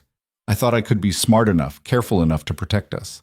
I was wrong. The flash drive contains evidence of corruption at the highest levels. Politicians, federal agents, crime families, all of them connected, all of them complicit. It's my insurance policy and my death warrant, depending on who gets it first. I want you to know that I loved you more than anything in this world. Whatever happens, whatever you decide to do with this information, I'm proud of you. Be brave, Elena. Be smarter than your father. And don't trust anyone who says they're there to help unless they've proven it with their actions, not their words. I hope you never have to read this. I hope I find a way to keep us safe. But if I didn't, if the worst happened, then use this to be free. Use it to make sure the people who hurt our family answer for what they've done. I love you always, Dad. Elena couldn't stop the tears this time. They fell hot and fast, blurring the words her father had written 12 years ago, knowing he was going to die. Moretti's hand settled on her shoulder, warm and steady, and she leaned into the contact without thinking. He knew, she choked out. He knew they were going to kill him, and he still tried to protect me. He succeeded. You're alive because of the choices he made. Moretti's voice was gentle. And now you have the power to finish what he started. Elena wiped her eyes and carefully picked up the flash drive. It was so small, barely larger than her thumb, and yet it contained enough information to bring down empires. Her father had died for this. Her mother had died for this. 12 years of her life had been stolen because of what was stored on this tiny piece of plastic and metal. We need to see what's on it, she said, her voice steadier now. Moretti pulled out a laptop from his desk and set it up on the coffee table. He took the flash drive from Elena with careful reverence, as if handling a live grenade, which, in a way, he was. The drive connected with a soft beep. A password prompt appeared on the screen. Elena stared at it, her mind racing. Her father would have chosen something she could figure out, but others wouldn't guess. Something personal but not obvious. "Try my birthday," she said. 08152001. Moretti typed it in. Access denied. "Your mother's birthday? I don't remember it." Elena pressed her hands to her temples, trying to think. "Wait. Try the date they got married. June 12th, 1998, 0612-1998. Moretti entered it. The screen flickered, and suddenly files began populating. Hundreds of them, meticulously organized into folders labeled by name and organization. Elena and Moretti stared at the screen in stunned silence. Then Moretti began opening files at random. Spreadsheets showing payments, scanned documents with signatures, email chains discussing bribes and favors, photos of men in expensive suits shaking hands with known criminals. "This is incredible," Moretti breathed.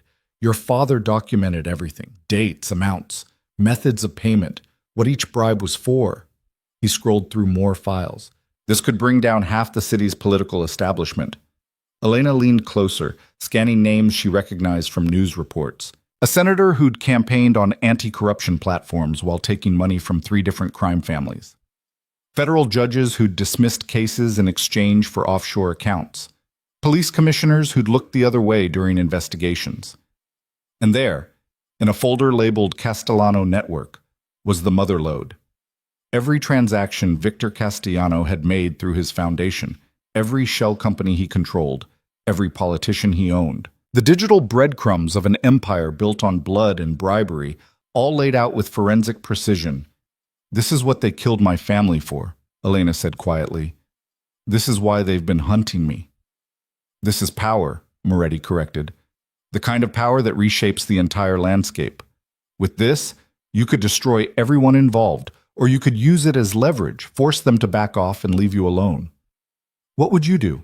Elena asked, turning to look at him. Moretti's expression was complicated, layers of calculation and emotion warring beneath the surface. "I'd use it to burn down the old guard and rebuild something better. But I've spent 12 years in this world. I know how to navigate it, how to survive it." His eyes met hers. "You haven't. And that means you get to make a choice I never had. Whether to enter this life or walk away from it entirely." "Walk away how?" "This evidence proves my father was killed by people who are still powerful, still dangerous. If I don't use it, what's to stop them from killing me anyway?" "Me." Moretti's voice was absolute. "I told you I'd keep you alive. That doesn't change regardless of what you decide to do with the ledger." Elena stood and walked to the windows, staring out at the city spread below. Somewhere in that sprawl of steel and glass were the people who'd murdered her family. People who'd profited from corruption while her father died trying to expose them. People who'd sent gunmen to a fundraiser to finish a job they'd started 12 years ago. "My father said to use this to be free," she said slowly. "But what does that mean? Freedom from fear? Freedom from running? Or freedom to choose who I want to be?" "Maybe all of it." Moretti joined her at the window. "The question is what kind of person you want to be. Someone who hides with evidence this powerful, or someone who uses it."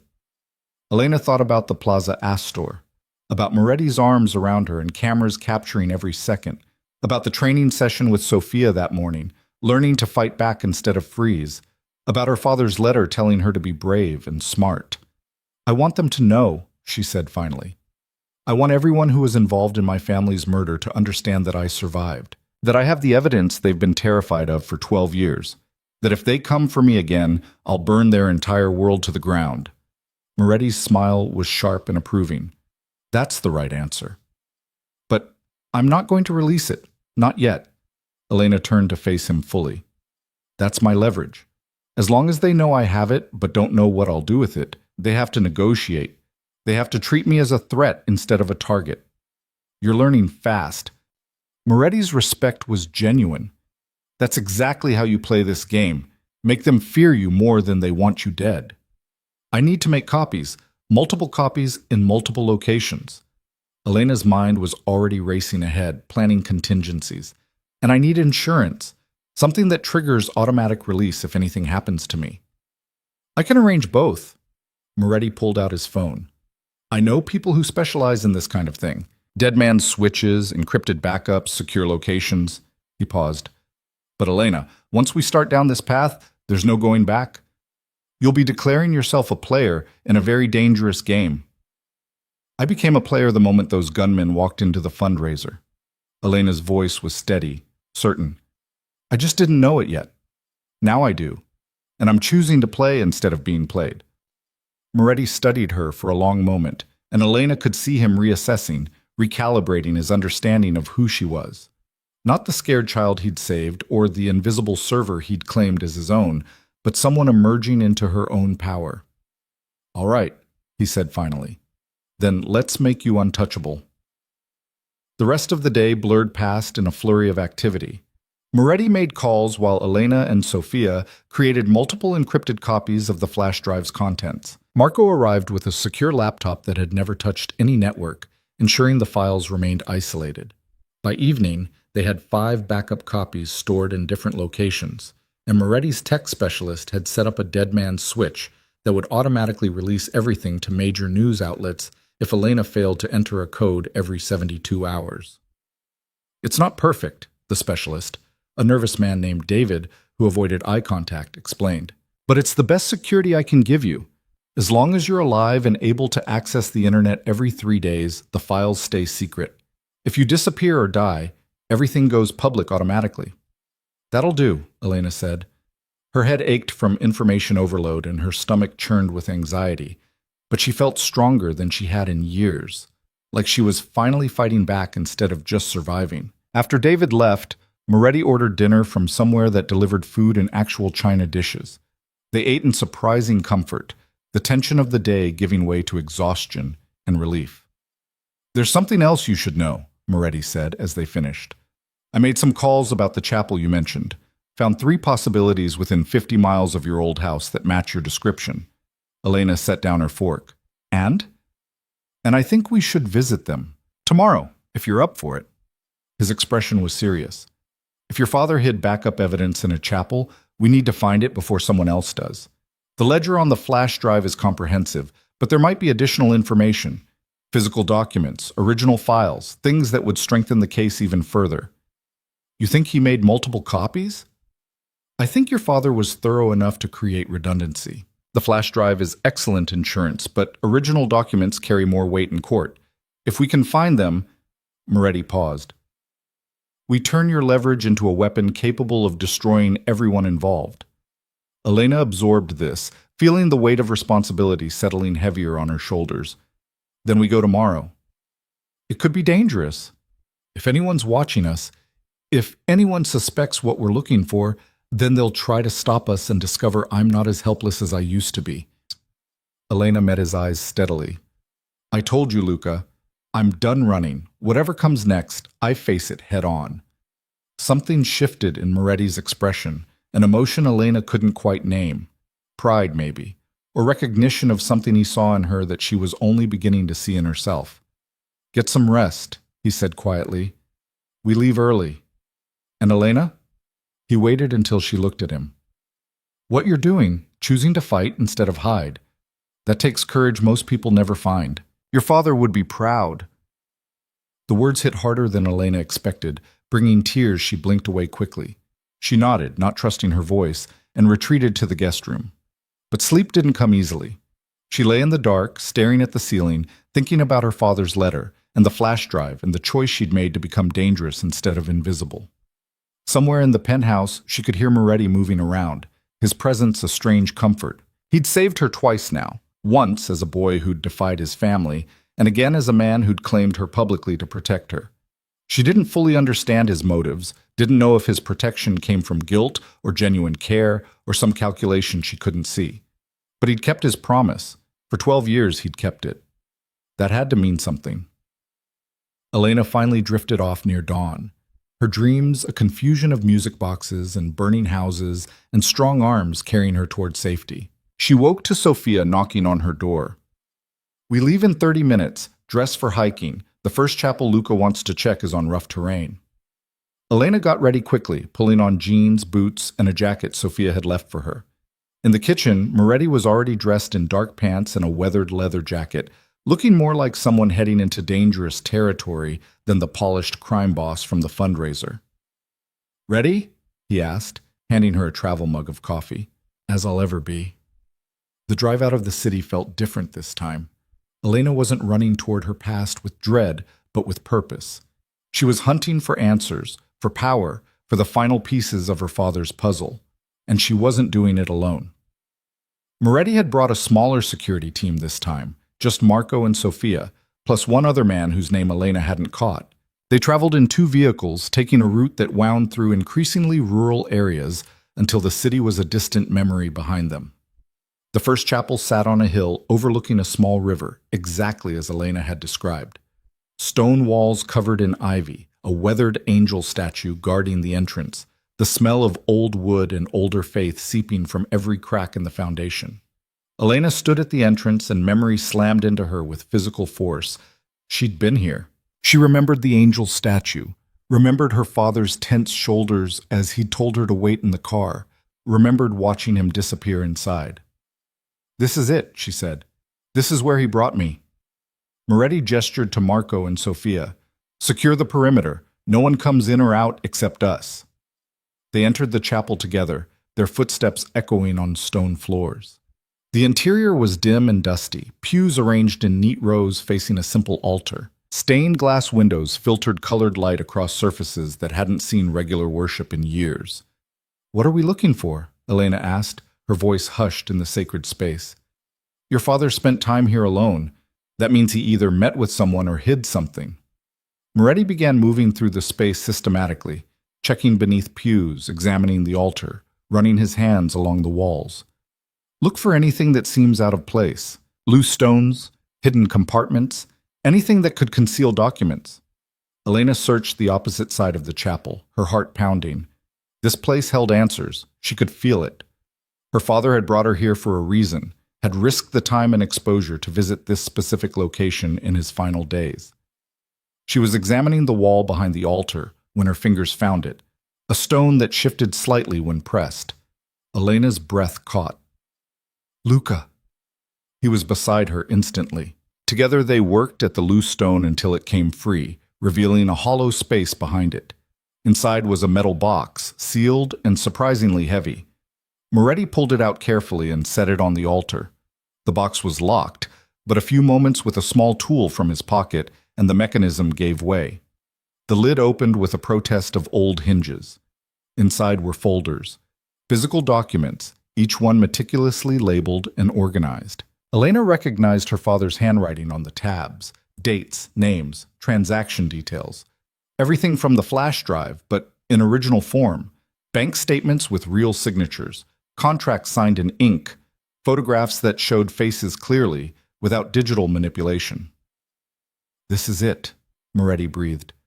"This is everything we need. Original evidence that can't be disputed or dismissed as fabricated." Elena reached for one of the folders, her hands shaking. Inside were documents showing payments from Victor Castellano to a federal judge. The same judge who'd overseen her family's case, who'd sealed the investigation, who'd declared the fire an accident and closed the matter without further inquiry.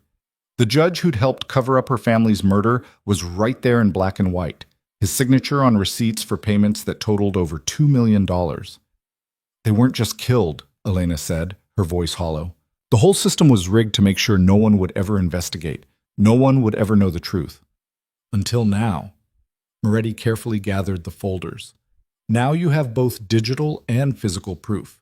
Now you have everything you need to—" The sound of gunfire outside cut him off mid-sentence. Moretti's entire demeanor changed in an instant, going from focused to combat-ready. He pulled a gun from beneath his jacket and moved toward the chapel entrance with fluid precision. "Stay here," he ordered Elena. "Get behind the altar and don't move until I come back." "What's happening?" "Someone followed us, or someone was already here waiting." His expression was grim. "Either way, they're not getting these documents. Or you." More gunfire erupted, closer now. Elena could hear shouting, the sharp crack of weapons, the sounds of a firefight happening just outside the chapel walls. Moretti pressed the metal box into her hands. "If I don't come back, there's a door behind the altar that leads to a tunnel. Follow it to the river.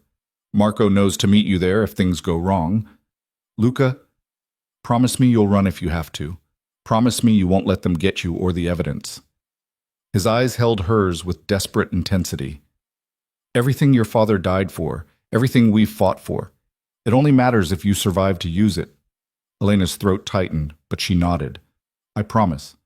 Moretti squeezed her shoulder once, hard, then turned and moved toward the entrance with the predatory grace of someone who'd done this before. Elena watched him disappear into the sunlight beyond, then scrambled behind the altar, clutching the metal box to her chest. The gunfire intensified. She could hear Moretti's voice shouting orders, Sophia's sharp responses, the deeper boom of Marco's weapon. But there were other voices too, unfamiliar ones, men coordinating an assault with military precision. Elena's hand shook as she found the door Moretti had mentioned, hidden behind a tapestry depicting saints and martyrs. It opened to reveal stone steps descending into darkness. She hesitated, torn between the promise she'd made and the desperate need to know if Moretti would survive. Then she heard new voices inside the chapel, footsteps on stone, men who'd breached the perimeter despite Moretti's team. "Find the girl," someone commanded, "and get those documents. Kill anyone who gets in the way." Elena didn't hesitate anymore. She plunged into the darkness of the tunnel, pulling the door shut behind her, and ran. The tunnel was older than the chapel above, carved from stone by hands that had been dust for centuries. Elena's boots slipped on the damp steps as she descended. The metal box clutched against her chest, her breath coming in ragged gasps. Behind her, muffled by stone and earth, the gunfire continued in sporadic bursts that made her flinch with each crack. She'd left him, left Moretti and his team to fight while she ran into the darkness like she'd been running her whole life. The guilt was a physical weight, but so was the promise she'd made. So was the box in her arms containing everything her father had died to protect.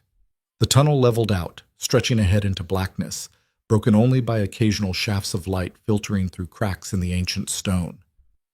Elena ran blindly, one hand trailing along the wall to keep her oriented, her other arm locked around the box.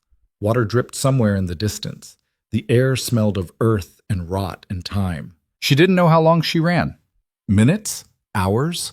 Time lost meaning in the suffocating dark. Her lungs burned and her legs trembled with exhaustion, but she didn't stop until the tunnel opened suddenly onto the riverbank, exactly as Moretti had promised. Elena stumbled into daylight, blinking against the sudden brightness. The river flowed past with deceptive calm, its surface reflecting clouds and sky. She scanned the area desperately, looking for Marco, for any sign of Moretti's people. Nothing. She was alone with her father's evidence and the sound of her own ragged breathing. Elena sank onto a fallen log, still clutching the box, and forced herself to think. She had no phone. It was still in the SUV back at the chapel. No weapon except the small knife Sophia had given her during their training. No way to know if Moretti was alive or dead, if his team had survived or been overwhelmed. She was on her own. Again, just like she'd been at 12 years old, hiding in a closet while her world burned down around her. No. Elena straightened her spine, forced steel into her trembling muscles. She wasn't that terrified child anymore. She'd made a choice to fight, to be dangerous instead of helpless, and that meant figuring out her next move instead of freezing in panic. The sound of an engine made her head snap up. A black SUV was making its way down the narrow access road that ran parallel to the river. Elena's hand went to the knife at her belt, her body tensing to run or fight depending on who emerged from that vehicle. The passenger door opened and Marco stepped out, scanning the area with professional efficiency. When he spotted Elena, relief flashed across his usually stoic face. "Miss Vasquez, thank God." He jogged toward her. "We need to move. Now." "Luca," Elena's voice cracked. "Is he—" "Alive, pissed off, but alive." Marco was already guiding her toward the SUV. He held them off long enough for us to regroup, but there were too many. We had to fall back. "He'll meet us at the safe house." Elena let herself be bundled into the vehicle, the box still locked in her arms. Sophia was driving, her jaw tight, and a fresh cut above her eyebrow bleeding sluggishly. The SUV lurched into motion before Elena's door was fully closed. "Who were they?" Elena demanded. "Who attacked us?" "Castellano's people," Sophia said grimly. "Professional military contractors, not street thugs. Someone knew we'd be at that chapel. Someone knew exactly what we were looking for.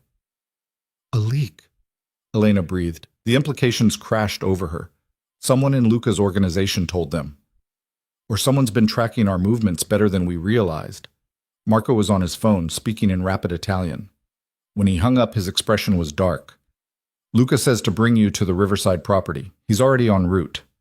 The drive took 40 minutes of tense silence, broken only by Marco's periodic check-ins with their security network. They traveled on back roads, taking a route so circuitous that Elena lost all sense of direction. Finally, they pulled up to what looked like an abandoned warehouse on the edge of the river, its windows dark and its exterior deliberately decrepit. Inside was a different story. The warehouse had been converted into a fortress, with security systems visible at every entrance and armed guards posted at strategic points. Moretti was pacing near a bank of monitors when Elena entered, his jacket gone and blood staining his shirt sleeve. He turned when he heard her footsteps, and the relief that crossed his face was so raw it made Elena's chest tighten. "You made it," he said, closing the distance between them in 3 strides. His hands came up to frame her face, his eyes searching hers with desperate intensity. "You're not hurt?" "I'm fine. You're bleeding." "Graze. Nothing serious." But he didn't let go of her, his thumbs brushing her cheekbones like he needed the physical contact to believe she was real. "I thought, when they breached the chapel, when you didn't answer, I kept my promise. I ran." Elena's voice was steadier than she felt. "Just like you told me to." Something complicated moved through Moretti's expression.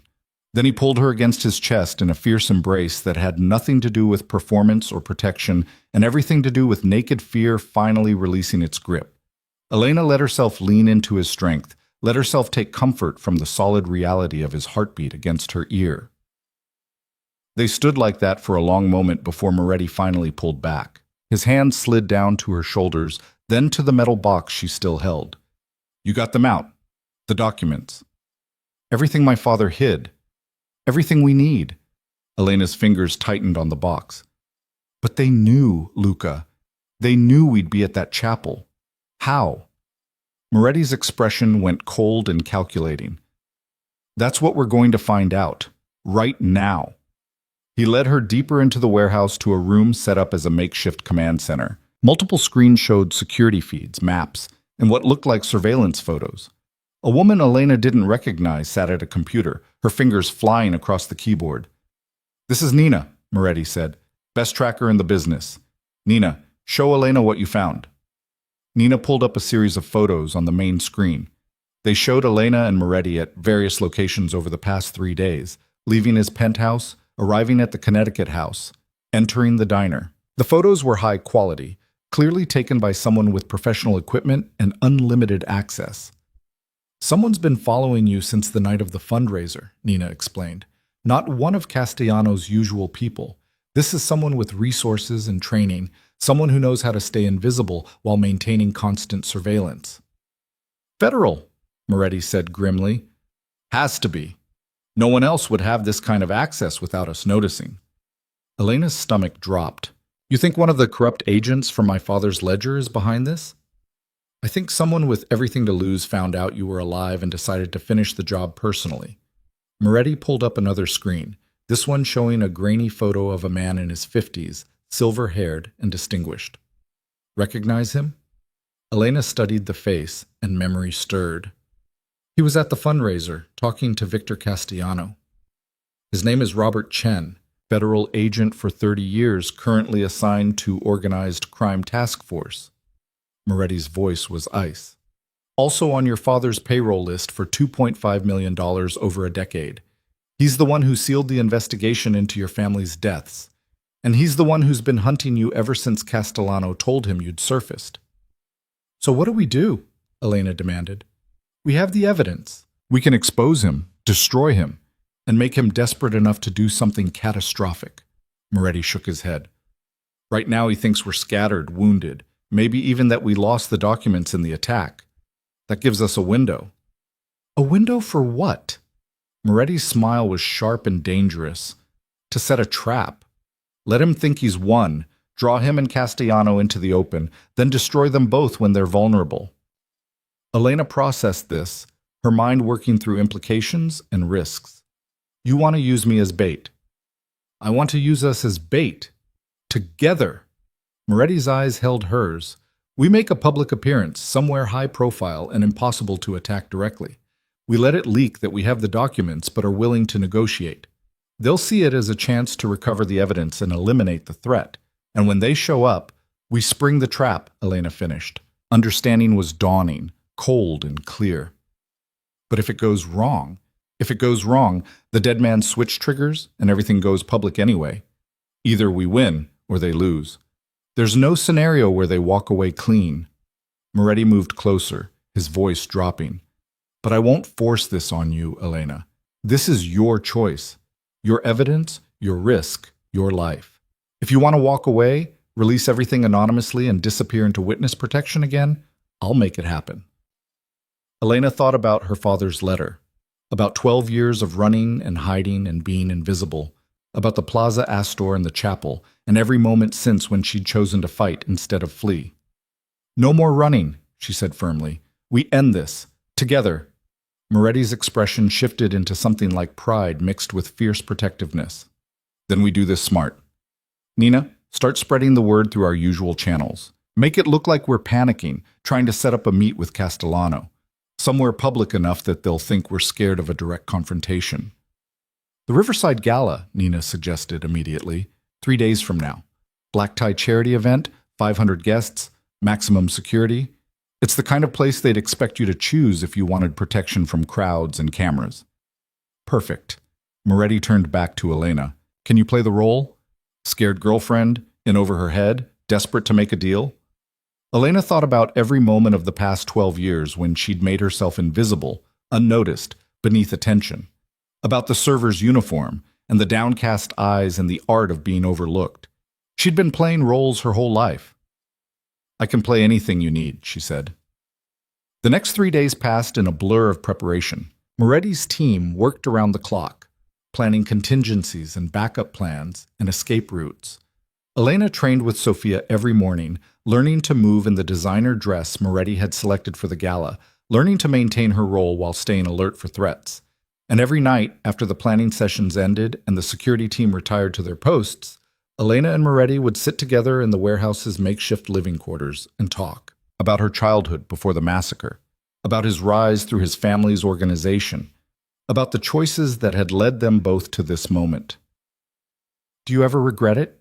Elena asked one night, curled in a chair while Moretti nursed a whiskey. Saving me, starting all of this. Moretti was quiet for a long moment. I regret a lot of things I've done in my life. A lot of choices I can't take back, but you? He looked at her with those dark, unreadable eyes. Saving you is the one thing I've never doubted, even when it cost me, even when it would have been easier to let you go. Why? Elena's voice was barely a whisper. Why does it matter so much? Because you're proof that I'm more than what this life made me.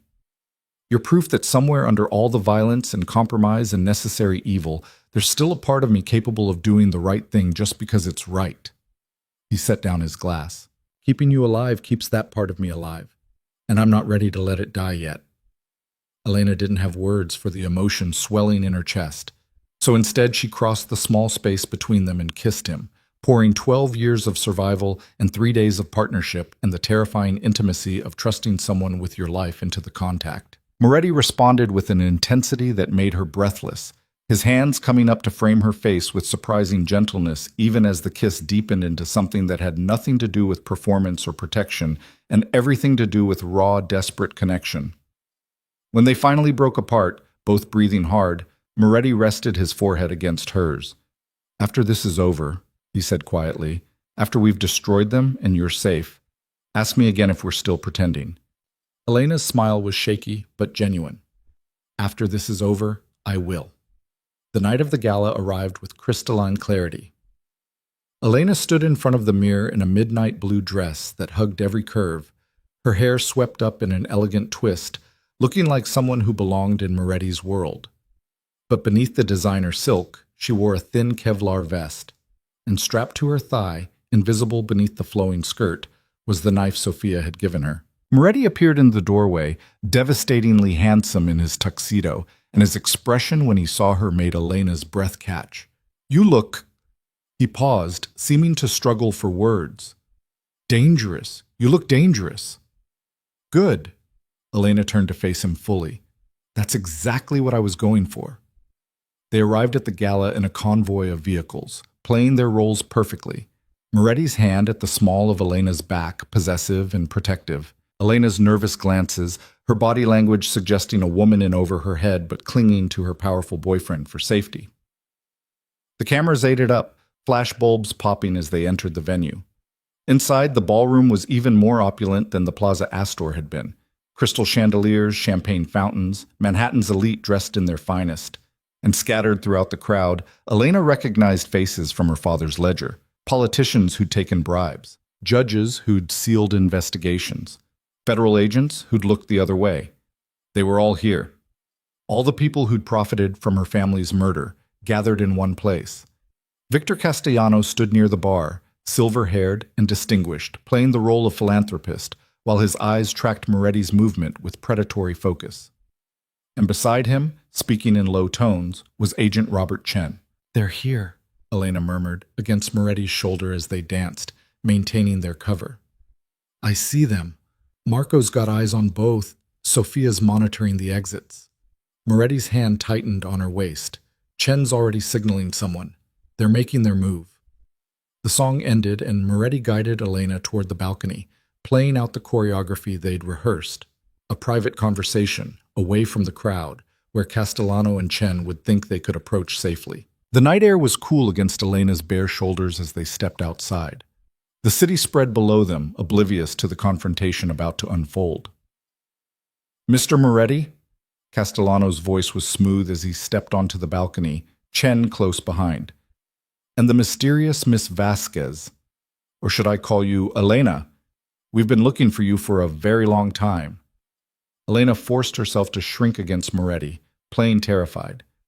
"Luca, you said this would be safe. It is safe." Moretti's voice was cold. "As long as everyone remembers we're in a room full of witnesses and cameras." "Of course." Castellano's smile never reached his eyes. "I just wanted to have a conversation about the materials your father accumulated, materials that I understand have recently resurfaced."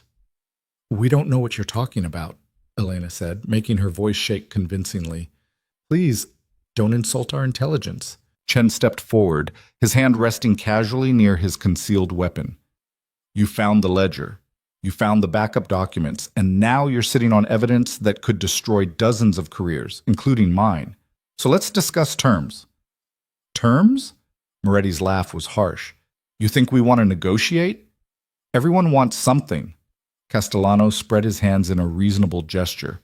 "Money, power, protection. We can offer all of it. All we ask in return is the evidence and your silence. Surely that's worth more than the satisfaction of revenge."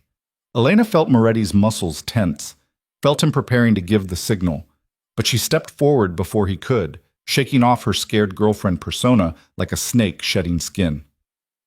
"You're right," she said, her voice suddenly clear and strong. "Everyone wants something. My father wanted to protect his family. He died wanting that. My mother wanted her daughter to have a normal life. She died wanting that." Elena's eyes locked onto Castellanos. "And I want you to understand exactly how badly you miscalculated." Castellano's expression shifted from confident to confused. "What? You thought we came here to negotiate. You thought we were scared, desperate, looking for a way out." Elena's smile was all teeth. "We came here to make sure you'd all be in one place when the story broke." Chen's hand moved toward his gun. "You're bluffing. If you'd release the evidence, every news outlet would already be receiving encrypted files from anonymous sources." Nina's voice came through the concealed earpiece Elena wore, broadcast simultaneously to the small speaker Moretti had planted on the balcony. "Already done. Sent to the Times, the Post, the Washington Herald, and about a dozen investigative journalists known for taking down corrupt officials. Your career's just ended. You're just too stupid to lie down yet." The color drained from Chen's face. Castellano moved with surprising speed, drawing a small pistol from his jacket, But Moretti was faster, his own weapon appearing in his hand with practiced ease. I wouldn't, Moretti said softly. We're on a balcony overlooking a ballroom full of people. You fire that gun, and every phone in the building captures it on video. You really want your last act as a free man to be murdering a woman in front of 500 witnesses? You've destroyed everything, Castellano snarled. Decades of careful work, relationships built over lifetimes. You destroyed my family, Elena interrupted, her voice shaking with controlled fury. You killed my parents. You hunted a 12-year-old child for evidence you were too incompetent to find. You turned the justice system into a joke and made corruption the price of doing business in this city. She stepped closer, unafraid now. So yes, I destroyed your empire, and I'd do it again without hesitation. Sirens wailed in the distance, growing closer. Chen looked wildly around, searching for escape routes that didn't exist. Marco and Sophia had appeared at the balcony entrance, cutting off retreat. Inside the ballroom, confusion was spreading as people checked their phones, as news alerts started popping up, as the story Elena's father had died to tell finally broke into the light. It's over, Moretti said, his gun still trained on Castellano. Federal agents who aren't on your payroll are already on their way. You've got maybe 5 minutes before you're both in custody. You want to spend that time trying to shoot your way out? Or you want to start thinking about what kind of deal you can make with prosecutors? Castellano's hand trembled, the gun wavering between Elena and Moretti. For a long moment, the tension was sharp enough to cut. Then, slowly, he lowered the weapon. This isn't over, he said, but his voice lacked conviction. Yes, Elena said firmly. It is. The federal agents who arrived weren't the ones on Castellano's payroll. These were clean investigators from the Justice Department's Internal Affairs Division, brought in specifically to handle cases of corruption. They took Castellano and Chen into custody with professional efficiency, reading them their rights while news helicopters circled overhead. Inside the ballroom, chaos reigned. Guests were fleeing, phones were ringing, reporters were already crafting stories about the scandal of the decade. Elena stood at the balcony railing, watching it unfold with a strange sense of detachment. Moretti's hand found hers, warm and solid. You did it.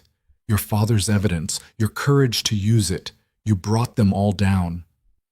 We did it, Elena corrected. I couldn't have done any of this without you. So what happens now? Moretti asked, his thumb brushing across her knuckles. You've got your revenge. You're safe. The people who killed your family are going to prison. You could disappear again if you wanted. Start over somewhere new with a clean slate. Elena looked at their joined hands, at the tattooed serpent winding around his forearm, at the man who'd saved her twice and stood beside her through everything. She thought about invisibility and safety and the choice to be dangerous instead of hidden. I could, she agreed. Or I could stay. Build something new here, something that uses the power I've earned instead of running from it. Moretti's expression shifted into something cautiously hopeful. Stay and do what? My father wanted to expose corruption. He died trying to create a system where people like Castellano couldn't profit from other people's misery. Elena turned to face Moretti fully. What if we finished what he started? Not just tearing down the old system, but building something better in its place? That's dangerous work. It'll make enemies. I know how to be dangerous now. Elena's smile was fierce. You taught me that. And I'm tired of letting fear dictate my choices. Moretti studied her for a long moment, and Elena could see him making calculations, weighing risks, deciding whether to protect her by pushing her away or trust her enough to let her stand beside him. All right, he said finally. We'll build something better, together. But Elena, he cupped her face gently. This means you're choosing my world. The violence, the complexity, the moral gray areas.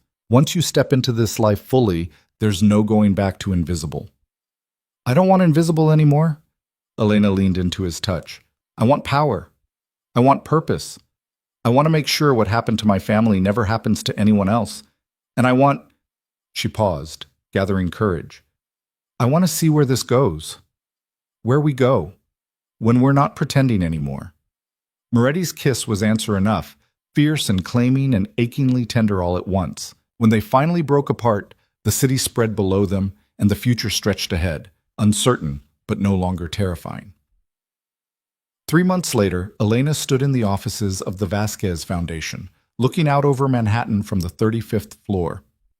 The foundation had been her idea, a legitimate organization dedicated to fighting corruption, supporting whistleblowers, and helping families torn apart by organized crime. Funded initially by Moretti's legitimate businesses and growing rapidly as donors who'd been waiting for someone to take a stand came forward. Her father's legacy, transformed from hidden evidence into active change. Moretti entered the office without knocking, carrying 2 cups of coffee and looking significantly more relaxed than he had 3 months ago. The arrest stemming from the ledger had created a power vacuum he'd filled strategically, eliminating the worst elements while transitioning his family's operations toward legitimate enterprises. It was slow, complicated work, but he approached it with the same focused intensity he brought to everything. "The Times just published another story," he said, handing her a coffee. "5 more indictments based on your father's evidence. That brings the total to 47. Of 47 corrupt officials who thought they were untouchable." Elena accepted the cup with a smile. "My father would be proud. He'd be proud of you regardless." Moretti settled into the chair across from her desk. "You've built something real here, Elena. Something that's actually changing things." "We've built something real," she corrected. "I couldn't do this without your connections, your resources, your protection." "Our protection now." Moretti's smile was warm. "The security team reports to you as much as they report to me." Elena laughed. "Sophia still terrifies me during training sessions." "Sophia terrifies everyone. That's why she's so good at her job." He paused, his expression growing more serious. "There's something I wanted to talk to you about.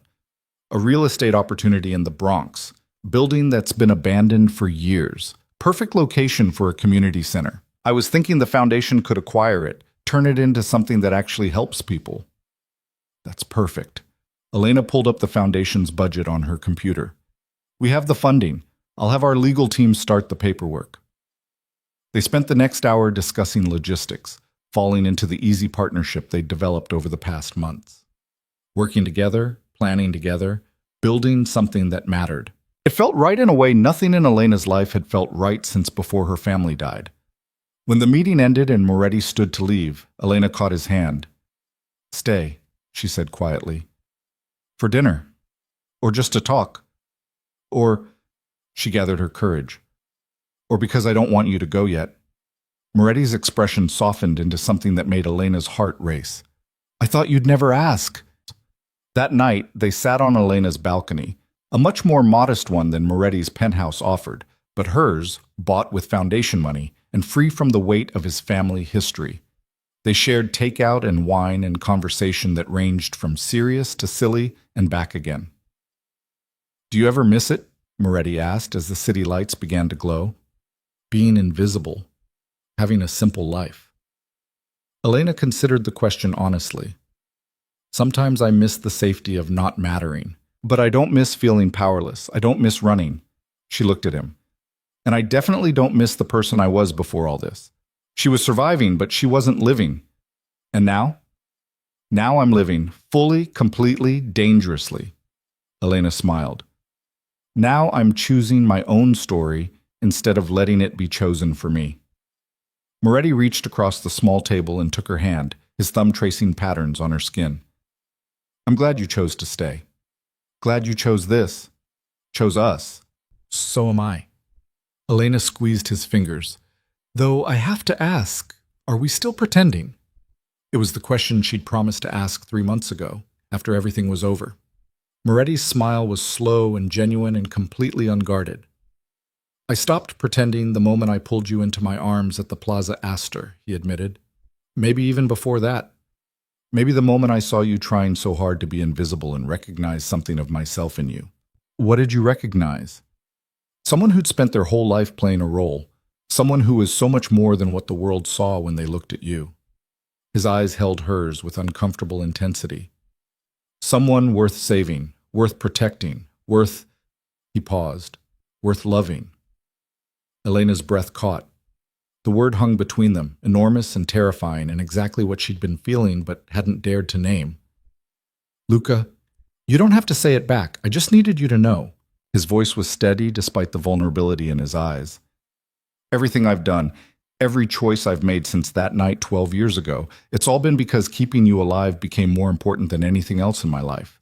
And somewhere along the way, keeping you alive turned into wanting you happy, wanting you free, wanting you to choose me because you wanted to, not because you needed protection. Elena stood and moved around the table, settling herself in Moretti's lap with her arms around his neck. He held her carefully, like something precious, his face buried in her hair. "I choose you," she said softly. "Not because you saved me, not because you're powerful or connected or can keep me safe. I choose you because you see me, really see me, and you still think I'm worth standing beside." "Always," Moretti murmured against her temple. "You're worth everything." They stayed like that as the city hummed around them, two people who'd found each other in violence and chaos and built something beautiful from the wreckage. The serpent tattoo on Moretti's arm seemed to shimmer in the dim light, no longer a symbol of threat but a reminder that power, real power, came from choosing what to protect instead of what to destroy. Elena had spent 12 years running from her past. 3 months ago, she'd stopped running and started fighting. And now, with Moretti's arms around her and the future spread before them like the glittering city below, she understood what her father had meant when he wrote that she should use the evidence to be free. Freedom wasn't about hiding or escaping or making yourself invisible. Freedom was about standing in the light, claiming your power, and daring the world to try and take it away. It was about choosing your own story and writing your own ending. And Elena's ending, or rather, her beginning, looked nothing like the scared 12-year-old hiding in a closet could have imagined. It looked like a foundation that changed lives, like a partnership built on trust and shared purpose, like a love that had grown from the ashes of trauma into something fierce and unbreakable. It looked like a woman who'd been invisible finally becoming impossible to ignore. 5 minutes could change everything. At the Plaza Astor, 5 minutes had destroyed Elena's carefully constructed invisibility and thrust her into Moretti's dangerous world. But those same 5 minutes had also given her the courage to fight back, to reclaim her name, to transform her father's death into a catalyst for change. The little girl who'd survived a massacre had grown into a woman who'd brought down an empire of corruption. And the boy who'd saved her despite orders to kill had become the man who stood beside her as an equal partner, not just a protector. Together, they would build something better. Together, they would use their power to help others instead of just accumulating more. Together, they would prove that even in the darkest corners of humanity, redemption was possible for those brave enough to reach for it. Elena looked out over the city that had tried to bury her and smiled. The serpent that had once coiled at her throat as a threat now represented something different: transformation, rebirth, the shedding of old skin to reveal something stronger underneath. She was Elena Vasquez, daughter of murdered parents, survivor of 12 years in hiding, destroyer of corrupt empires, builder of legitimate power, and finally, gloriously, completely herself. This time, when 5 minutes changed everything, she was the one writing the end.